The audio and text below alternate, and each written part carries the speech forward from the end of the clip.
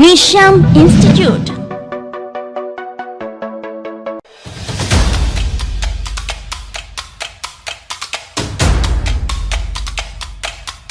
Shyam institute ఆధ్వర్యంలో director Shyam sir గారి ఆధ్వర్యంలో తెలంగాణ జాగ్రఫీకి సంబంధించి 16, 18 సంవత్సరాల సంబంధించినటువంటి ప్రశ్నపత్ర సరళి అనేటువంటి దాన్ని మనము ఒక విశ్లేషణ రూపంలో పథకరచన చేయటం అనేటటువంటి జరిగింది.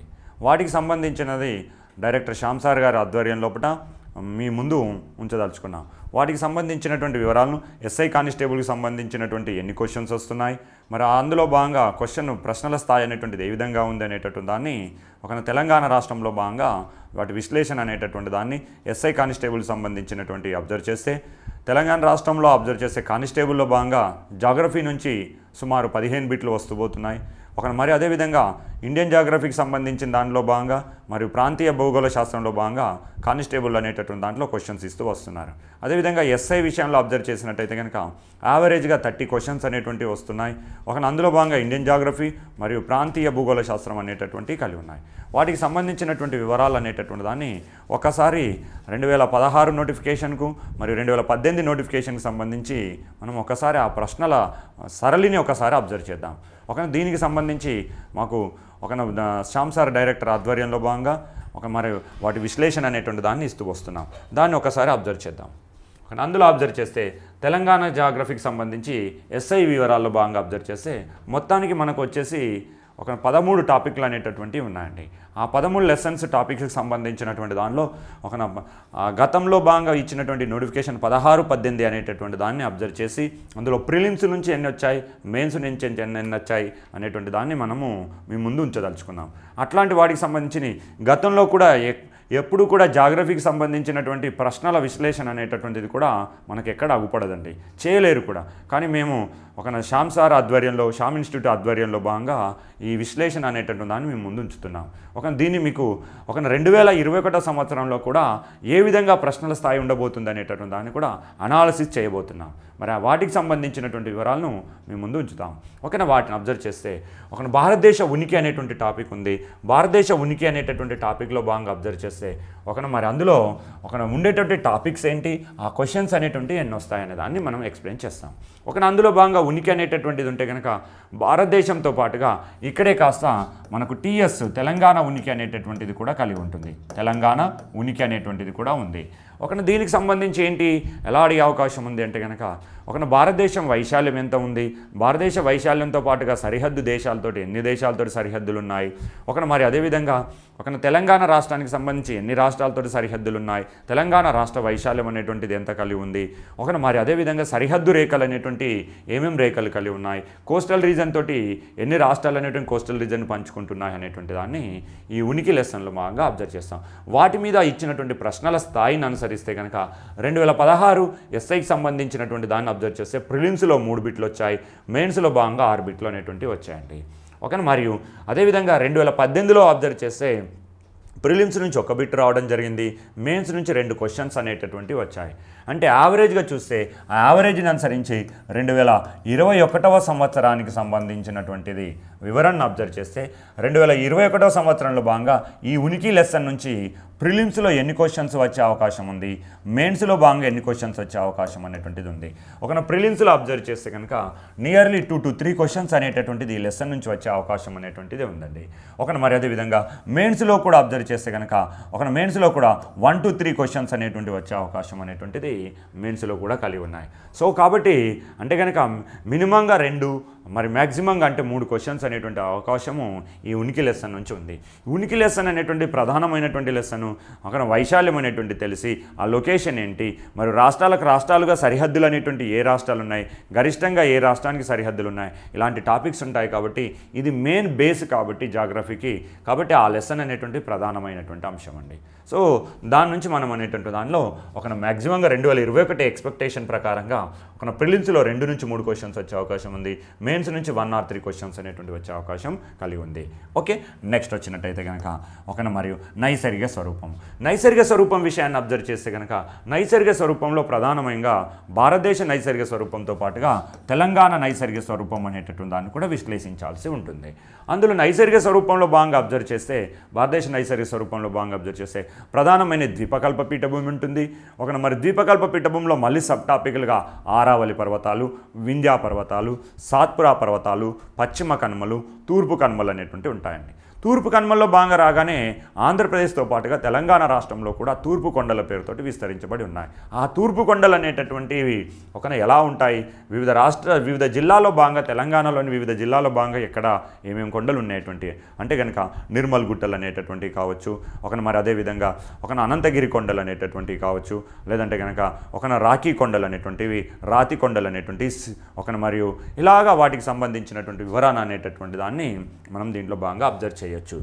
మరియు ఇందులో భాగంగా అబ్జర్వ్ చేస్తే నైసర్గిక స్వరూపంలో భాగంగా దాంతోపాటుగానే హిమాలయాలు అనేటటువంటివి కూడా కలిగి ఉన్నాయి. హిమాద్రీస్, హిమాచల్, దానికంటే ముందు ట్రాన్స్ అనేటటువంటి కావచ్చు, శివాలిక్స్ అనేటువంటిది, ఈస్టర్న్ హిమాలయాలు, పూర్వాంచల్ హిమాలయాలు అనేటటువంటి వాటిని మనం అబ్జర్వ్ చేయాల్సి ఉంటుంది. వాటికి సంబంధించినటువంటి దాంతోపాటుగా ఇక్కడ గంగా సింధు మైదానం అనేటువంటిది కూడా ఈ టాపిక్లో భాగంగానే ఉంటుంది. అందులో భాగంగా రాజస్థాన్ మైదానం, పంజాబ్ హర్యానా మైదానము, మరియు గంగా మైదానము, అదేవిధంగా మరి అస్సాం మైదానం అనేటువంటివి కూడా కలిగి ఉంటున్నాయి. వీటికి సంబంధించినటువంటి దాంతోపాటుగానే తీర మైదానాలు, కోస్టల్ రీజన్స్లో భాగంగా వాటికి ఓడరేవులు అనేటువంటి ఎక్కడెక్కడ ఉన్నాయి, వెస్ట్ కోస్టల్ రీజన్లో ఎన్ని ఓడరేవులు ఉన్నాయి, ఈస్ట్ కోస్టల్ రీజన్లో ఎన్ని ఓడరేవులు ఉన్నాయి, వాటి యొక్క ఇంపార్టెన్సీస్ ఏంటి, లాంగెస్ట్ కోస్టల్ రీజన్ స్టేట్ ఏంటి, ఇట్లాంటి వివరాలన్నీ కూడా దీంట్లోనే నైసర్గిక స్వరూపం లెసన్లో అబ్జర్వ్ చేస్తాం. మరియు దాంతోపాటుగానే అక్కడ వచ్చేటటువంటిది అంటే కనుక ఐలాండ్స్ అనేటువంటివి ఉన్నాయి. ఐలాండ్స్లో భాగంగా మనకు అండమాన్ నికోబార్ దీవులు అనేటువంటివి ఉన్నాయి. ఇండియా ఒక ద్వీపకల్పము. దాంతోపాటుగా ఇండియాకు సంబంధించినటువంటి దీవులు అనేటువంటి 2 సముదాయాలు ఉన్నాయి. అరేబియా సముద్ర దీవుల సముదాయంగాను, బంగాళాఖాతం దీవుల సముదాయం. వాటికి సంబంధించినటువంటి వివరణ అనేటటువంటి దాన్ని ఈ నైసర్గిక స్వరూపం లెసన్లో మనం అబ్జర్వ్ చేయొచ్చండి. ఓకే, మరియు అందులో భాగంగానే నైసర్గిక స్వరూపంలో భాగంగానే మన గత ప్రశ్నపత్ర సరళిని అనుసరిస్తే కనుక 2016 ప్రిలిమ్స్లో భాగంగా అబ్జర్వ్ చేస్తే 4 క్వశ్చన్లు వచ్చాయి, మెయిన్స్లో భాగంగా అబ్జర్వ్ చేస్తే 5 బిట్లు అనేటటువంటివి వచ్చాయండి 2016లో. మరియు 2018లో భాగంగా అబ్జర్వ్ చేస్తే ప్రిలిమ్స్లో భాగంగానే 3 అనేటటువంటివి వచ్చాయి, మెయిన్స్లో భాగంగా 1 క్వశ్చన్ అనేటువంటిది వచ్చింది. అంటే యావరేజ్గా చూస్తే ఇది ప్రధానమైన లెసన్ అయినప్పటికీ 2018లో భాగంగా ఆ క్వశ్చన్ స్థాయి తగ్గినప్పటికీ కూడా కంటెంట్ ఆఫ్ వెయిటేజ్ యావరేజ్గా చూస్తే కనుక మాత్రం నైసర్గిక స్వరూపం నుంచి 2021 నాటికి ఎలా వచ్చే అవకాశం ఉంది అని చెప్పేసి అంటే ప్రిలిమ్స్ నుంచి అబ్జర్వ్ చేస్తే మినిమంగా 3 క్వశ్చన్స్ వస్తాయి, మ్యాక్సిమంగా 4 క్వశ్చన్లు వచ్చే అవకాశం ఉంది, 3 to 4 క్వశ్చన్స్ వస్తాయి. అదేవిధంగా మెయిన్స్లో అబ్జర్వ్ చేస్తే కూడా 3 to 4 క్వశ్చన్స్ అనేటువంటిది వచ్చే అవకాశం అనేటువంటిది ఉంది. 3 to 4 క్వశ్చన్స్ అనేవి వచ్చే అవకాశం ఈ నైసర్గిక స్వరూపం, భారతదేశ నైసర్గిక స్వరూపం, ఇండియన్ ఫిజికల్ ఫీచర్స్, మరి దాంతోపాటు రిలేటెడ్గా ప్రాంతీయ భూగోళ శాస్త్రంలో భాగంగా తెలంగాణ ఉనికి, తెలంగాణ నైసర్గిక స్వరూపం అనేటువంటి వాటిని అబ్జర్వ్ చేయొచ్చండి. ఓకే, నెక్స్ట్ వస్తే నదీ వ్యవస్థ అనేటువంటిది. నదీ వ్యవస్థలో భాగంగా అబ్జర్వ్ చేస్తే నదీ వ్యవస్థలో భాగంగానే అబ్జర్వ్ చేస్తే ఏమేమి ఉండొచ్చు అని అంటే కనుక ఇందులో 3 రకాలైనటువంటి నదీ వ్యవస్థలు ఉన్నాయని చెప్తామండి. జీవనదులు అని చెప్పేసి గంగా నది, మరి బ్రహ్మపుత్ర నది, సింధు నది అనేటువంటి వాటిని. ద్వీపకల్ప నదులు అంటే కనుక అందులో తూర్పున ప్రవహించేటటువంటి దానిలో గోదావరి, కృష్ణ అనేటువంటిది, పెన్నా నది, నాగావళి, వంశధార, కావేరీ నది, మహానదులు అనేటువంటి. పశ్చిమానంటే కనుక నర్మదా తపతి నదులు, ఇట్లాంటి మహీ సబర్మతి నదులు అట్లాంటివి కలిగి ఉంటాయి. మరి అంతర్భూభాగ నదులు, ఇంటర్నల్ డ్రైనేజ్గా పోయేటువంటి నదులు, మరి అదే అట్లాంటి దాంతోపాటుగానే ఉపనదులు ఏమేమి ఉన్నాయి, ఏ నదులకు ఉపనదులు ఉన్నాయి, ఆ నది తీరానున్న ముఖ్యమైన పట్టణాలు ఏమేంటి, ప్రాజెక్ట్స్లో ఏమైనా కనుక ఇంపార్టెన్స్గా ప్రాజెక్ట్స్ ఉంటే కనుక ఆ ప్రాజెక్టులు అనేటువంటి వాటిని ఈ నది లెసన్లో భాగంగా అబ్జర్వ్ చేస్తాం. దాంతోపాటుగానే నది ప్రవహిస్తున్న సందర్భంలో ఏమైనా జలపాతాలు అనేటటువంటి ఉంటే కనుక ఆ జలపాతాలు అనేటువంటి వాటర్ ఫాల్స్ వివరణ అనేటువంటి దాన్ని కూడా మనం అబ్జర్వ్ చేయాల్సి ఉంటుందండి. ఇది ప్రధానమైనటువంటి లెసన్. తెలంగాణ అనేటటువంటిది ప్రత్యేకంగా నది వ్యవస్థకు సంబంధించి దాని మీద ఫోకస్ చేస్తుంది కాబట్టి రానున్నటువంటి నోటిఫికేషన్లో భాగంగా కూడా నది వ్యవస్థ మీద క్వశ్చన్ అనేటువంటిది లేకుండా క్వశ్చన్ పేపర్ అనేటువంటిది ఉండదు. కంపల్సరీగా నది వ్యవస్థ మీద బిట్లు అనేటువంటి పడే అవకాశం కలిగి ఉంది. యావరేజ్ సరళిని ఒకసారిగా అబ్జర్వ్ చేస్తే ప్రిలిమ్స్లో ఒక బిట్ వచ్చినప్పటికీ మెయిన్స్లో దాని ప్రాధాన్యతను పెంచాడండి. మరియు మెయిన్స్ 2018 ప్రిలిమ్స్లో అబ్జర్వ్ చేస్తే కనుక ప్రిలిమ్స్లో ఏ ఒక బిట్ రానప్పటికీ కూడా మెయిన్స్లో ఆ ప్రాధాన్యత ఒక్కసారిగా 6 క్వశ్చన్స్ అనేటటువంటివి వచ్చాయి. అంటే కనుక ఇది ఇస్తారు ఇది ఇవ్వడం అని చెప్పేసి మనము చెప్పాల్సింది అంతగా ఉన్నప్పటికీ లేకపోతున్నప్పటికీ కూడా ఆ స్థాయి అనేటువంటిది మనం ప్రాధాన్యత ఉంది అని చెప్పడానికి ఇదే గొప్ప ఉదాహరణ చెప్పొచ్చు. 6 క్వశ్చన్లు అనేటటువంటి ఇవ్వటం అనేటువంటిది. సో కాబట్టి వాటికి సంబంధించి 2021కి సంబంధించిన దానిలో నది వ్యవస్థకు సంబంధించిన ఎలా ఇవ్వచ్చు అని చెప్పేసి అంటే కనుక ప్రిలిమ్స్ అనేటటువంటి వాటిని అబ్జర్వ్ చేస్తే కనుక మినిమంగా 4 మ్యాక్సిమంగా 5 క్వశ్చన్లు వచ్చే అవకాశం ఉందండి. సేమ్ మెయిన్స్లో కూడా 4 to 5 క్వశ్చన్స్ కానీ ఒకవేళ కనుక 6 to 7 బిట్లు అనేటువంటివి కూడా వచ్చే అవకాశం కూడా ఉన్నది. అందులో భాగంగానే నీటిపారుదల సౌకర్యాలు అనేటువంటిది కూడా ఉంటుంది, దానికి రిలేటెడ్గానే ఉంటుంది కాబట్టి దాన్ని కూడా మనం అబ్జర్వ్ చేయొచ్చు. సో కాబట్టి నది వ్యవస్థ ప్రధానమైనటువంటి టాపిక్ అని చెప్పేసి తెలంగాణలో చెప్పుకోవచ్చు. తెలంగాణలో నది వ్యవస్థ అనేటువంటి దానికి సంబంధించి ఇన్నోవేషన్ అనేటువంటి ప్రాజెక్ట్స్ అనేటువంటివి చేయటం కావచ్చు, నీటిపారుదల రంగం లోపల ముందంజలో ఉన్నది కావచ్చు, అట్లాంటి ఇష్యూస్ అనేటువంటి కాళేశ్వరం ప్రాజెక్ట్ ఇష్యూస్ అనేటటువంటి అలాంటివన్నిటిని కూడా మనం ఇందులో భాగంగా నది వ్యవస్థలో భాగంగా అబ్జర్వ్ చేయొచ్చండి. దానికి రిలేటెడ్గా ఉన్నటువంటి ఇవి రెండు కూడా సేమ్ రిలేటెడ్గా ఉండేటువంటి నీటిపారుదల సౌకర్యాలు అని చెప్పేసి ఉన్నాయి, ఇరిగేషన్ ఫెసిలిటీస్. తెలంగాణ రాష్ట్రంలో భాగంగా గత స్వాతంత్రం వచ్చి నుంచి అబ్జర్వ్ చేస్తే కనుక తెలంగాణ రాష్ట్రంలో నీటిపారుదల సౌకర్యాలు అనేటువంటి బావుల ద్వారానే ఉన్నప్పటికీ 2016 తర్వాత కాస్త ఒక్కసారిగా మార్పు అనేటటువంటి దాన్ని అక్కడ తెలంగాణలో అబ్జర్వ్ చేయాల్సి వచ్చింది. ఏంటి మరి అంటే కనుక నీటిపారుదల విషయంలో అబ్జర్వ్ చేస్తే అందులో భాగంగా బావుల ద్వారా నీటిపారుదలతో పాటుగానే సెకండ్ స్థానంలోకి అక్కడ కాలువల ద్వారాను తగ్గించబడి చెరువుల ద్వారా నీటిపారుదల వసతులు పెంచబడ్డాయి. కారణం ఏంటి అని చెప్పేసి అంటే కనుక మిషన్ కాకతీయ లాంటి ప్రోగ్రామ్స్ అనేటువంటి దాన్ని ప్రారంభించటము. దాంతోపాటుగానే కాస్త ఈ మధ్య కాలంలో మిషన్ భగీరథ అనేటువంటి దాంతోపాటు త్రాగునీటిని అనేటువంటిది అందించటం, ఇలాంటివన్నీ కూడా ఏంటంటే కనుక ఈ నీటిపారుదల సౌకర్యాలు వస్తాయి. దీన్ని మోడల్గా కేంద్ర ప్రభుత్వం అనేటువంటి దాన్ని కూడా తీసుకొని హర్ఘర్ జల్ అనేటువంటి పేరుతోటి ప్రారంభించుకోవడం, ఇలాంటి న్యూ ఇన్నోవేషన్ ఇష్యూస్ అనేటటువంటి దాన్ని ఇందులో మనం అబ్జర్వ్ చేయొచ్చండి. ఆ న్యూ ఇన్నోవేషన్ ఇష్యూస్ అనేటువంటి దానికి సంబంధించినటువంటి దాన్ని నీటిపారుదల సౌకర్యాల్లో భాగంగా అబ్జర్వ్ చేస్తుంటాం. గత ప్రశ్నపత్రాల సరళిని అనుసరిస్తే 2016లో ఏ క్వశ్చన్ రానప్పటికీ కూడా 2016 మెయిన్స్లో అబ్జర్వ్ చేస్తే ఒక బిట్ వచ్చింది. కానీ ప్రిలిమ్స్లో తగ్గించాడు, కానీ నీటిపారుదలకు రిలేటెడ్గా ఉండేటువంటి నదీ వ్యవస్థలకు సంబంధించినటువంటి దానిలో ఎక్కువ బిట్లు అనేటువంటివి రావటం అనేటువంటిది జరిగింది. సో యావరేజ్గా చూస్తే కనుక ఈ నీటిపారుదల వసతుల నుంచి కూడా మనము 1 లేదా 2 బిట్లు అనేటటువంటి దాన్ని ఎక్స్పెక్ట్ చేయొచ్చండి. ప్రిలిమ్స్లో 1 or 2 బిట్స్ అని ఎక్స్పెక్ట్ చేయొచ్చు, మెయిన్స్లో కూడా 1 లేదా 2 బిట్లు అనేటువంటి ఎక్స్పెక్ట్ చేయొచ్చు. ఇందులో భాగంగా ప్రాజెక్ట్స్ ఏమేమి ఉన్నాయి ఇండియా వైడ్గా, దాంతోపాటు తెలంగాణలో ప్రాజెక్ట్స్ అనేటువంటి ఏమేమి ఉన్నాయి అనేటువంటిది, కాలువలు ఏ విధంగా ఉన్నాయి, మరి వాటికి సంబంధించిన పాటు చెరువులకు సంబంధించిన న్యూ ఇన్నోవేటివ్ ప్రోగ్రామ్స్ అనేటువంటి ఏంటి అవన్నీ కూడా అబ్జర్వ్ చేస్తుంటుంటాం. ఓకే, ఇది మరియు ఈ మధ్యకాలంలో కూడా కాళేశ్వరం ప్రాజెక్టు ద్వారా కాస్త అక్కడి నుంచి కాస్త నెమ్మదిగా అలాగా రిజర్వాయర్లు బ్యారేజీలు దాటుకుంటూ వస్తూ చివరిగా కాస్త మళ్ళీ నిజాం సాగర్ ప్రాజెక్ట్ నుంచి గోదావరి నదిలోకి వాటర్ను పంపించేటువంటి స్కీమ్ అయినటువంటి కాళేశ్వరం ప్రాజెక్ట్ సంబంధించిన స్కీమ్ అనేటువంటి దాన్ని కూడా ఒక్కసారి వాటిని అబ్జర్వ్ చేస్తే కూడా రానున్నటువంటి 2021 నోటిఫికేషన్లో దాని నుంచి 1 or 2 బిట్స్ వచ్చే అవకాశం కూడా ఉంటుందండి. ఓకే, ఎందుకంటే it is the new program and is the ప్రపంచంలోనే అతిపెద్దదైనటువంటి భారీ తరహాకు సంబంధించినటువంటి ఎత్తిపోతల పథకం కాబట్టి దాన్ని మనం అబ్జర్వ్ చేయాల్సి ఉంటుంది. ఓకే, నెక్స్ట్ వస్తే కనుక నేలలు అనేటువంటి భారతదేశంలో నేలలు ఏంటి, దాంతోపాటుగా తెలంగాణకు సంబంధించినటువంటి నేలలు అనేటువంటి ఏ విధంగా ఉన్నాయనే దాన్ని అబ్జర్వ్ చేయాలి. నేలలు అనేటువంటి ఎలా ఏర్పడుతున్నాయి, నేలలకు సంబంధించి ఇండియాలో కూడా ఎన్ని రకాల నేలలు ఉన్నాయి, అందులో భాగంగానే తెలంగాణలో ఎన్ని రకాల నేలలు ఉన్నాయి అనేటువంటి వాటిని అబ్జర్వ్ చేయాలి. ఇండియాలో అబ్జర్వ్ చేస్తే కనుక 8 రకాల నేలను 15 రకాల నేలలు ఉన్నప్పటికీ 8 రకాల నేలలు మాత్రమే ICAR Indian council of agriculture research అనేటటువంటిది అప్రూవల్ చేసిందని.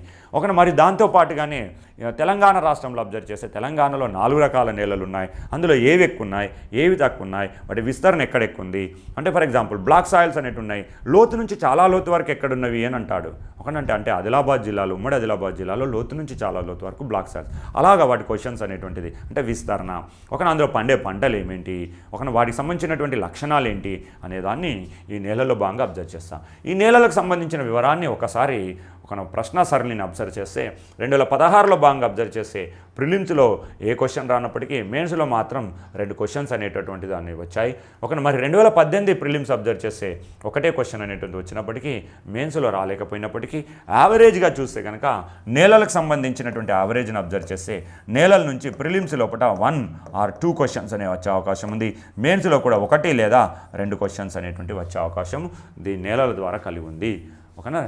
అందులో అబ్జర్వ్ చేస్తే శీతోష్ణ స్థితి క్లైమేట్ కండిషన్ అనేటటువంటి ఎలా ఉంది, ఇండియా క్లైమేట్ కండిషన్ ఎలా ఉంటుందో అందులో తెలంగాణ క్లైమేట్ కండిషన్ అనేటువంటిది కూడా కలిగి ఉంటుందండి. మరి వాటికి సంబంధించి శీతోష్ణ స్థితి అనేటువంటి దాన్ని 2016కు సంబంధించినటువంటి దాన్ని అబ్జర్వ్ చేస్తే 2016లో భాగంగా శీతోష్ణ స్థితిలో ప్రిలిమ్స్లో అబ్జర్వ్ చేస్తే కనుక 2 క్వశ్చన్లో వచ్చినాయి. శీతోష్ణ స్థితికి సంబంధించినటువంటి దాన్ని అబ్జర్వ్ చేస్తే మెయిన్స్లో భాగంగా 1 క్వశ్చన్ వచ్చింది. 2018కి సంబంధించినటువంటి దానిలో శీతోష్ణ స్థితి అబ్జర్వ్ చేస్తే ప్రిలిమ్స్లో 2 వచ్చాయి. మెయిన్స్లో కూడా అదే స్థాయిని అనుసరిస్తూ 2 క్వశ్చన్లు అనేటటువంటి రావటం అనేటువంటి జరిగింది. యావరేజ్గా చూస్తే శీతోష్ణ స్థితి ప్రధానమైనటువంటిదండి. వరల్డ్ జాగ్రఫీకి రిలేటెడ్గా ఉన్నప్పటికీ కూడా మనము ఇండియన్ జాగ్రఫీ క్లైమేట్ కండిషన్స్ ఎలా ఉంటాయో తెలంగాణలో కూడా అచ్చం అలా విధంగా ఉన్నప్పటికీ కొద్ది మార్పులు ఉన్నప్పటికీ కూడా వాటిని మనం అబ్జర్వ్ చేయొచ్చు. అది కాస్త శీతోష్ణ స్థితి అనేటటువంటిది క్లైమేట్ అనేటువంటిది ఎలా ఉంది అనేటటువంటి దాన్ని మనం అబ్జర్వ్. ఈ క్లైమేట్లో భాగంగా వేసవి కాలం ఏంటి, వేసవి కాలంలో మాన్సూన్ షవర్స్ పడతాయి, వాటికి ఏమన్నా పేర్లు ఏమేంటి అని మ్యాంగో షవర్స్ అని చెప్పేసి అంటుంటాం, కాలబైశాఖులు అంటుంటాం, అందీలు అంటాం, లూపవనాలు, అలాంటి వాటికి సంబంధించింది. మరి తెలంగాణ రాష్ట్రంలో వేసవి కాలంలో పడేటువంటి జల్లుల్నే తొలకరి జల్లులని అవి మే మాసంలో నమోదవుతాయి అని చెప్పేసి అలాగా వాటికి సంబంధించిన క్వశ్చన్స్ అనేటువంటిది. మరి శీతాకాలం రావడానికి ప్రధాన కారణం ఏంటి ఇండియాలోకి, నైరుతి ఋతుపవనాలు మొదటగా ఎక్కడ ప్రవేశిస్తున్నాయి, తెలంగాణ రాష్ట్రంలో ఎక్కడ ప్రవేశిస్తుంటాయి, అందులో భాగంగానే ఏ జిల్లాలో అధికంగా వర్షం పడుతుంది, ఇలాంటివి రిలేటెడ్గా అనేటువంటి దీంట్లో క్వశ్చన్స్ అనేటువంటివి కలిగి ఉంటాయండి. ఓకేనా? మరి వాటికి సంబంధించినటువంటి శీతోష్ణ స్థితి అనేటటువంటి వాటిని అబ్జర్వ్ చేస్తే మరి వాటి నుంచి యావరేజ్గా ఏం క్వశ్చన్స్ వస్తాయి, ప్రిలిమ్స్ నుంచి ఎన్ని క్వశ్చన్స్ వచ్చే అవకాశం ఉందంటే కనుక 1-2 క్వశ్చన్స్ అనే అవకాశం ఉంది. మెయిన్స్ నుంచి కూడా 1 లేదా 2 క్వశ్చన్స్ అనేటువంటిది వచ్చే అవకాశం అనేటువంటిది శీతోష్ణ స్థితి లెసన్ నుంచి అవపడుతుంది. ఇక వస్తే వ్యవసాయము పశు సంపద అనేటువంటిది వ్యవసాయం పశు సంపద అనేటటువంటిది కూడా తెలంగాణ రాష్ట్రం అనేటువంటిది ఇన్నోవేటివ్గా తీసుకొని ప్రారంభించబడ్డటువంటిది. ప్రధానంగా అబ్జర్వ్ చేస్తే వ్యవసాయం అనేటటువంటిది అగ్రికల్చర్ అనేటువంటి దాన్ని కూడా డెవలప్ చేస్తూ వస్తున్నటువంటిది. దీనికి సంబంధించి రిలేటెడ్గా అబ్జర్వ్ చేస్తే కనుక ప్రిలిమ్స్లో గత సంవత్సరంలో 2016 నోటిఫికేషన్ అనుసరిస్తే కనుక ప్రిలిమ్స్లో 3 వచ్చాయి, మెయిన్స్లో 4 క్వశ్చన్స్ అనేటువంటి వచ్చాయి. 2018లో అబ్జర్వ్ చేస్తే 1 క్వశ్చన్ వచ్చింది. మెయిన్స్లో రానప్పటికీ యావరేజ్గా అబ్జర్వ్ చేస్తే కనుక వ్యవసాయము పశు సంపద నుంచి మరి మ్యాక్సిమంగా ప్రిలిమ్స్లో అబ్జర్వ్ చేస్తే అగ్రికల్చర్ నుంచి ప్రిలిమ్స్లో అబ్జర్వ్ చేస్తే మినిమంగా 2 వస్తున్నాయి, మ్యాక్సిమంగా 3 క్వశ్చన్స్ అలా వచ్చే అవకాశం ఉంది. మెయిన్స్లో కూడా 2 నుంచి 3 క్వశ్చన్లు అనేటువంటి వచ్చే అవకాశం అనేటటువంటిది వ్యవసాయం లెసన్ నుంచి ఉంది. మరి దాంతోపాటు పశు సంపద అనేటటువంటి ఉన్నాయి కాబట్టి పశు సంపద అనేటటువంటి వాటిని మనం అబ్జర్వ్ చేస్తే వాటికి సంబంధించి ఏముండొచ్చు అనేటటువంటి దాన్ని మనం చూడొచ్చండి. వ్యవసాయం పశు సంపద నుంచి అబ్జర్వ్ చేస్తే వ్యవసాయం యొక్క రకాలేంటి, వ్యవసాయంతో పాటుగానే పంట కాలాలేంటి, పంట రకాలేంటి, మరి పంటలకు సంబంధించిన వరల్డ్లో అత్యధికంగా ఏది ఉంది, ఇండియాలో ఏది ఉంది, తెలంగాణలో అత్యధికంగా పంట ఏంటిది, ఏ జిల్లాలో కలిగి ఉంది అనే దాన్ని ఒకేసారిగా మనకి అబ్జర్వ్ చేసే అవకాశం ఉండాలండి. అది వ్యవసాయంలో. మరియు దాంతోపాటు విప్లవాలు వచ్చాయి అంటే కనుక ఆ పంట ఉత్పత్తి సామర్థ్యాన్ని పెంచడానికి కోసం అని చెప్పేసి తీసుకొస్తున్నటువంటి విప్లవాలు అని చెప్పేసి అంటుంటాం.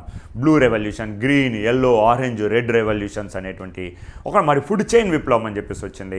హార్టికల్చర్ను పెంచడానికి కోసం అని చెప్పేసి కల్చర్స్ అనేటువంటివి వచ్చింది. ఆర్బోరికల్చర్ అనేటటువంటిది కావచ్చు, పిసికల్చర్, ఎపికల్చర్. దానికి సంబంధించి స్కీమ్స్ రిలేటెడ్గా కూడా ఏవైనా కాస్త రాష్ట్ర ప్రభుత్వం అనేటువంటి ఇన్నోవేట్ చేస్తే వాటిని కూడా అందులో అక్కడ రిలేటెడ్గా చదివితే అవి బాగుంటుంది. దాంతోపాటుగా మనకు స్కీమ్స్ అనేటువంటి కూడా చదివినట్టుగా తెలుస్తుంది. దాని ద్వారా ఆ సబ్జెక్ట్ అనేటువంటి దాన్ని క్లియర్గా అర్థం చేసుకున్న వాళ్ళు అవుతాము.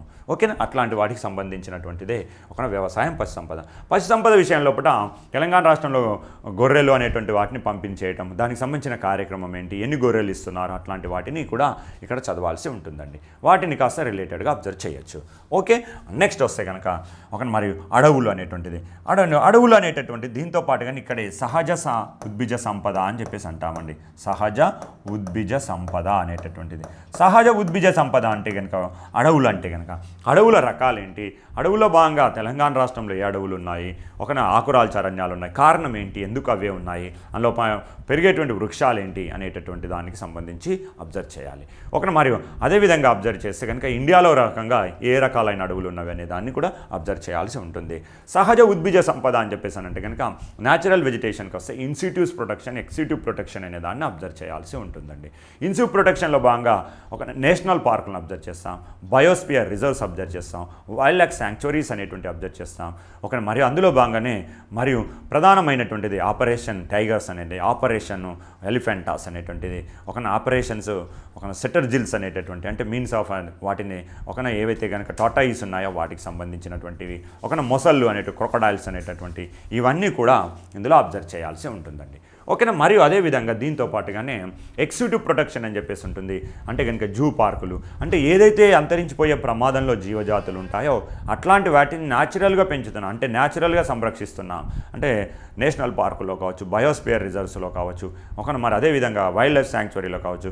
అయినప్పటికీ అవి లేవనుకోండి, అవి లేనటువంటి సందర్భంలో సంరక్షించబడకపోతే, అంటే లేవ్ మీన్స్ అక్కడక్కడ సంరక్షించబడకపోతే అవి 1 or 2 బర్డ్స్ అయి ఉంటే అట్లాంటి వాటి కోసం ఎక్సిక్యూటివ్ ప్రొటెక్షన్ అని చెప్పేసి ఏర్పాటు చేస్తారు. అంటే కనుక దాన్ని ల్యాబొరేటరీలో తీసుకుపోయేసి తన సంతతిని డెవలప్ చేయటం అనేటువంటి అలాంటి వాటి అన్నిటినీ కూడా ఈ సహజ ఉద్భిజ సంపదలో మనం చదవాల్సి ఉంటుంది. దీనికి సంబంధించి నేషనల్ పార్కులు వస్తే కనుక దాంతోపాటుగానే వైల్డ్ లైఫ్ శాంక్చురీలు వస్తే కనుక టైగర్ రిజర్వ్స్ వస్తే కనుక పక్కన ఏ దాంతో ఉన్నాయి అని, ఫర్ ఎగ్జాంపుల్గా కవ్వాల్ టైగర్ రిజర్వ్ అనేటువంటిది ఆదిలాబాద్లో ఉంటే దాని పక్కన ఉన్నటువంటి నేషనల్ పార్క్ ఏముంటుంది అని చెప్పేసి అడుగుతాను. అంటే అటు మహారాష్ట్ర ఉంది, అటు ఛత్తీస్గఢ్ ఉంది, కాబట్టి తడోబా నేషనల్ పార్క్ అనేటటువంటిది అని చెప్పేసి ఇలాగా వాటికి సంబంధించినటువంటి దాన్ని మనం అబ్జర్వ్ చేయాల్సి అనేటటువంటిది కలిగి ఉండేటువంటిది. ఓకే, మరి ఇది అడవుల లెసన్ నుంచి అబ్జర్వ్ చేస్తే కనుక మనకు జనరల్గా ఎన్ని బిట్లు అనేటువంటిది వచ్చే అవకాశం ఉండేటటువంటిది కలిగి ఉంది అంటే కనుక అడవులు అనేటటువంటి దాన్ని మనం 2016 అబ్జర్వ్ చేస్తే 2 ప్రిలిమ్స్లో 2 వచ్చాయి, మెయిన్స్లో 4 బిట్లు వచ్చాయి. మరి అదే టెంపోను ప్రారంభిస్తుగా 2018లో కూడా 2 అనేటువంటివి వచ్చాయి ప్రిలిమ్స్లో, మెయిన్స్లో 4 వచ్చాయి. కాబట్టి 2021కి అబ్జర్వ్ చేస్తే 2021కి అబ్జర్వ్ చేస్తే ఫారెస్ట్ నుంచి వాటికి సంబంధించినటువంటి బిట్లు అనేటువంటిది ప్రిలిమ్స్లో అబ్జర్వ్ చేస్తే మినిమంగా అని చెప్పేసి అంటే కనుక 4 రావచ్చు, కొన్ని సందర్భాల్లో 5 కూడా వచ్చే అవకాశం ఉంది. ఇందులో న్యూ ఇన్నోవేట్స్ అనేటువంటి ఏమన్నా ఉంటే కనుక వాటికి సంబంధించిన దాన్ని అబ్జర్వ్ చేయాల్సి ఉంటుందండి. ఓకేనా, మరి అదేవిధంగా మెయిన్స్లో భాగంగా కూడా అబ్జర్వ్ చేయాల్సి ఉంటుంది. మెయిన్స్లో భాగంగా అబ్జర్వ్ చేస్తే కూడా మ్యాక్సిమంగా 4 నుంచి 5 క్వశ్చన్స్ అనేటువంటి వచ్చే అవకాశం అనేటువంటిది ఉంటుంది. ఇందులో భాగంగా ఏదైతే లోకల్ ప్రాంతీయంగా ఉందో ప్రాంతీయంగా ఉన్నటువంటి వైల్డ్ లైఫ్స్ ఎన్ని, మరి నేషనల్ పార్కులు తెలంగాణలో ఎన్ని నేషనల్ పార్కులు ఉన్నాయి, అందులో ప్రధానంగా దేనికి సంబంధించిన ఇంపార్టెన్స్ ఉంటే కనుక అలాంటి వాటిని అబ్జర్వ్ చేయాల్సి ఉంటుంది. ఓకే, ఇది నెక్స్ట్ వస్తే ఖనిజాలు, మినరల్స్ అండ్ ఎనర్జీ రిసోర్సెస్ అనేటటువంటి ఉన్నాయి. మినరల్స్ మీద కంటే కూడా క్వశ్చన్స్ అనేటువంటిది ఎనర్జీ రిసోర్స్ మీద వేస్తున్నాడు. మినరల్స్ మీద 1 బిట్ వస్తే కనుక ఎనర్జీ రిసోర్సెస్ మీద 2 బిట్లు వచ్చే అవకాశం ఉంది. అది యావరేజ్ అనేటువంటి దాన్ని ఒకసారి అబ్జర్వ్ చేస్తే ప్రిలిమ్స్లో 2016 ప్రిలిమ్స్లో 2 క్వశ్చన్స్ వచ్చాయి, మెయిన్స్లో 3 క్వశ్చన్స్ అనేటటువంటి దాన్ని ఇవ్వడం జరిగింది. అంటే కనుక ఇక్కడ అబ్జర్వ్ చేస్తే కనుక ఖనిజాల నుంచి 1 క్వశ్చన్ వచ్చి అడిగినట్టుగాను, మినరల్ రిసోర్సెస్ మీద దాంతోపాటుగా ఎనర్జీ రిసోర్స్ అనేటటువంటి వాటిని కూడా 1 క్వశ్చన్ అడిగినట్టు కాగుపడుతుంది. మెయిన్స్ నుంచి అబ్జర్వ్ చేస్తే మినరల్ రిసోర్స్ 1 గాను, ఎనర్జీ రిసోర్స్ అనేటువంటి 2 బిట్లు ఇచ్చినట్టు అవకాశంగా మనకు, లేదంటే ఖనిజాల నుంచి 2 బిట్లు కావచ్చు, మినరల్ రిసోర్సెస్ మీద దాంతోపాటుగా ఎనర్జీ రిసోర్సెస్ అనేటువంటిది 1 బిట్ ఇచ్చినట్టుగా అవపడుతున్నాయి. 2018 అనేటటువంటి దాంట్లో ఉన్న సేమ్ టెంపోను అనేటువంటి దాన్ని ఫాలో అయ్యాడండి. ఇక్కడ ప్రిలిమ్స్లో అబ్జర్వ్ చేస్తే కనుక ఖనిజాలు అనేటటువంటి వాటిని అబ్జర్వ్ చేస్తే ఖనిజాలు అనేటటువంటి వాటికి సంబంధించి 2 క్వశ్చన్లు ఇచ్చినట్టుగాను శక్తి వనరుల నుంచి, అదేవిధంగా మెయిన్స్ నుంచి వస్తే కనుక 4 క్వశ్చన్స్, అంటే 4 2+2 అంటే కనుక 2 ఇండియన్కి సంబంధించిన ఇచ్చినట్టుగాను, 2 అనేటువంటి రీజనల్కి సంబంధించినటువంటి శక్తి వనరులు అనేటువంటి దాన్ని ఇచ్చినట్టుగా అవపడుతున్నాయి. కారణం ఏంటి అని చెప్పేసి అంటే ఎనర్జీ శక్తి రిసోర్స్ అనేటువంటి ఖనిజాలు, అంటే ఖనిజాలు ఎక్కడెక్కడ ఏమేమి ఉన్నాయి, లోహ ఖనిజాలు, అలోహ ఖనిజాలు, అణు ఖనిజాలు అనేటువంటి ఏమైనా ఉంటే వాటికి సంబంధించిన రిలేటెడ్. ఫర్ ఎగ్జాంపుల్ తెలంగాణలో యురేనియం నిక్షేపాలు ఉన్నాయి అని చెప్పేసి నల్గొండ జిల్లాలో లంబాపూర్, నామాపూర్ ప్రాంతాల్లో ఉన్నవి అని చెప్పి చెప్తున్నట్టుగా, అంటే ఆ యురేనియం నిక్షేపాలకు సంబంధించి నల్లమల ఫారెస్ట్లో కూడా రీసెంట్లీ ఇష్యూ అనేటటువంటి జరిగింది. అది ఏ ఖనిజానికి సంబంధించి ఇష్యూ అని చెప్పేసి అడగొచ్చండి. న్యూ ఇన్నోవేట్గా యురేనియం నిక్షేపాలు ఉన్నాయి, వాటిని తవ్వి తీయాలని చెప్పేసి అనుకున్నది అనేటువంటి ఆ లేటెస్ట్ ఇన్ఫర్మేషన్ అనేటువంటి దాన్ని అడిగే అవకాశం కలిగి ఉంటుంది. మ్యాక్సిమంగా న్యూ ఇన్నోవేట్ అనేటువంటి వాటికి జాగ్రఫీ రిలేటెడ్గా ఉంటే ఆ క్వశ్చన్స్ అనేటువంటి వాటిని అడిగే అవకాశం ఎక్కువగా ఉంటుంది. అది మీరు పాత ప్రశ్నపత్రాల సరళిని ఒకసారిగా అబ్జర్వ్ చేసినా కానీ మనం చేయవచ్చు. ముందు మనం ఇక్కడ వీటి అయిపోయిన తర్వాత ఒకసారిగా వాటి ప్రశ్నలను కూడా అబ్జర్వ్ చేద్దామండి. ఓకే, నెక్స్ట్ వస్తే కనుక వీటికి సంబంధించినటువంటి శక్తి వనరుల లోపల ఒక పునరుత్పాదక శక్తి వనరులు, ఒక మరియు పునరుత్పాదక కాని శక్తి వనరులు అని చెప్పేసి ఉంటాయి. అంటే కనుక తరగనటువంటి శక్తి వనరులు, తరిగిపోయే శక్తి వనరులు అని చెప్పేసి అంటాం. రినవబుల్ సోర్సెస్ అనేటువంటి, నాన్ రినవబుల్ సోర్సెస్ అనేటటువంటి వాటిని గురించి మనం చదవాల్సి ఉంటుంది. అందులో అబ్జర్వ్ చేస్తే కనుక మరియు అందులో ప్రధానంగా సౌర విద్యుత్ అనేటటువంటి దానికి గురించి ప్రధానంగా ఈ మధ్యకాలం లోపల ఏంటంటే థర్మల్ విద్యుత్ అనేటువంటిది తగ్గించి సౌర విద్యుత్ వైపుకి వెళ్ళండి అని చెప్పేసి కేంద్ర ప్రభుత్వం కూడా పర్యావరణ పరంగా అనుమతులు అనేటువంటిది ఇచ్చింది. దానికి సంబంధించి ప్రపంచవ్యాప్తంగా కూడా కొన్ని సంబంధించినటువంటి సమావేశాల్లో కూడా దాన్ని అనుసరిస్తామని చెప్పేసి కూడా ఇండియన్ గవర్నమెంట్ అనేటువంటి చెప్పడం కూడా జరిగినటువంటి విషయం. దాని బర్నింగ్ ఇష్యూస్గా తీసుకొని అని చెప్పేసి అట్లాంటి వాటి మీద అబ్జర్వ్ చేస్తే 2 క్వశ్చన్స్ లేదా ఒక క్వశ్చన్ అనేటువంటి వచ్చే అవకాశం కలిగి ఉందండి. అందులో భాగంగా అబ్జర్వ్ చేస్తే ఇండియాలో అత్యధికంగా సౌర విద్యుత్ ఉత్పత్తి చేస్తున్నటువంటి మొదటి రాష్ట్రాలు ఏంటి, రెండో రాష్ట్రం ఎంత, థర్డ్ రాష్ట్రం అంటే ఇందులో ఒక విషయం కర్ణాటక రాష్ట్రం మొదటి స్థానంలో ఉంది. రెండవ స్థానంలో మాత్రం తెలంగాణ రాష్ట్రం ఉంది. ఒకప్పుడు తెలంగాణ రాష్ట్రం ఏర్పడినప్పుడు 1 మెగావాట్ ఉండేది, ప్రస్తుతం 5000 మెగావాట్ల వరకు సౌర విద్యుత్ ఉత్పత్తి చేస్తుంది.